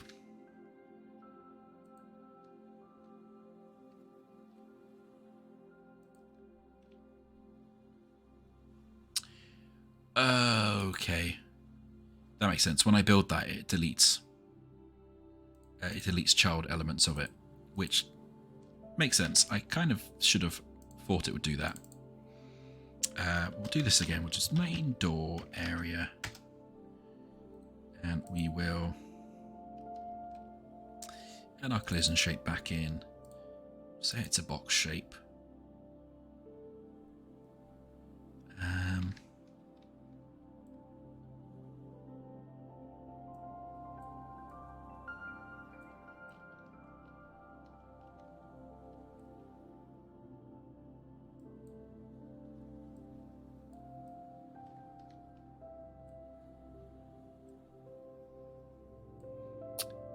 Just roughly position it where we want it.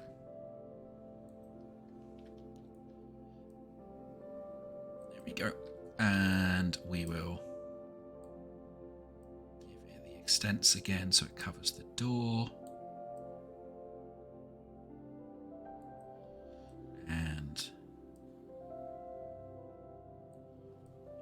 adjust the door. Ooh.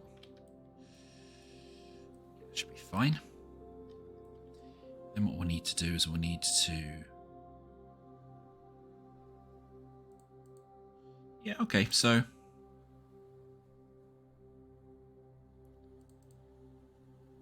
Something's very unhappy all of a sudden.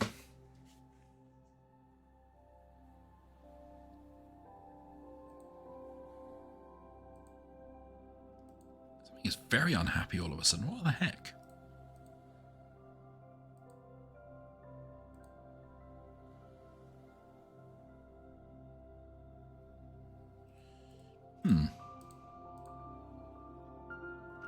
I like that idea in the chat though. Put it in a node for idea, and I'll just call this door wrapper. The slight problem is that now I'm going to have to faff a little bit about with this to make sure it is where it says it is. So I maybe won't do that fully today. But let's try and do this area 3D again.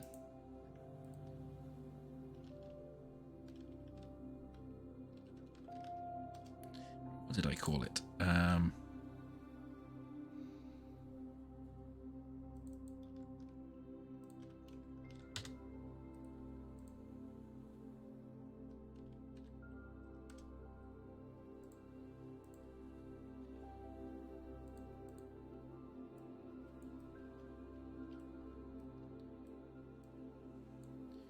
What's the problem with these control things when they don't actually change?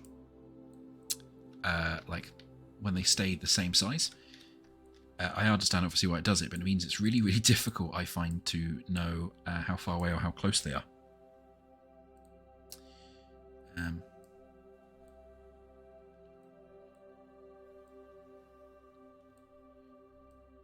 Because they sometimes look really close and actually they're absolutely flipping miles away. That one to go in a bit. Okay. Going to crash again? No, okay. I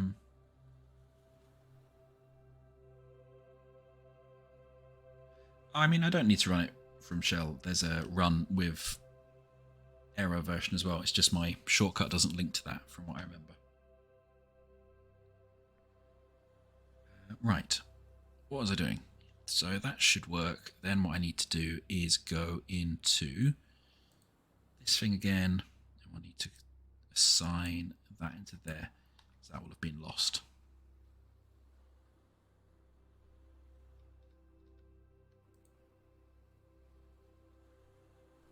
Nice. Nice, that's rotating much nicer. Why have we got something in the debugger?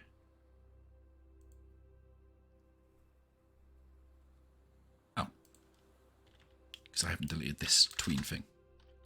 Let's delete that. Alright. And on that, I might leave it here. What I'm going to do, just to finish up, make this actually launch big again. And hope that in one of the maintenance updates they fix this annoying white border they've added to non-exclusive full screen, because that'll be nice, because that's the only thing that's slightly annoying me about 4.2 at the moment. Yeah, so we've effectively made a little system here where we can wander around. We made this new area, we gave ourselves a torch, and yeah, we can open a little door, have a nice little eased in and out thing. We now can basically build off this into a whole bunch of nice raycasting, add more things in, fiddle with a bunch more stuff if we want to. So I'm relatively happy. There's obviously a bit of a down period in the middle where I was trying to figure out how the raycasting stuff worked. But as I say, I was expecting that. That always happens with this stuff when you're trying to learn a new system and its quirks. And Godot certainly does raycasting in a slightly quirky way.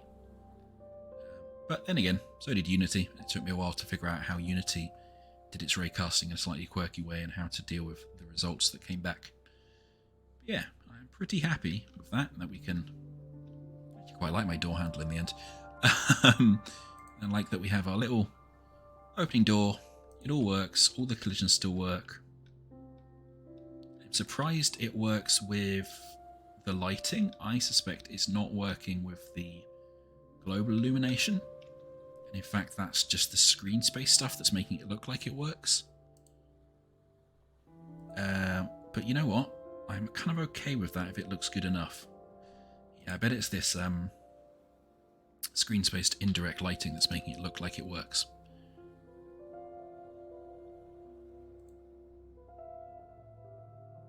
Oh no. Interesting. Still does seem to be reflecting our light source kind of as we'd expect, so yeah, I will take it. I don't think it will cast, I guess the main thing is it can't cast shadows when it moves in this thing, because if we look behind it, it probably should be casting some shadow, but it's hard to see then, to be fair. Now I've attached a torch to my own face. But anyway, I will take it. And I'm going to be happy that I've got a functioning door working.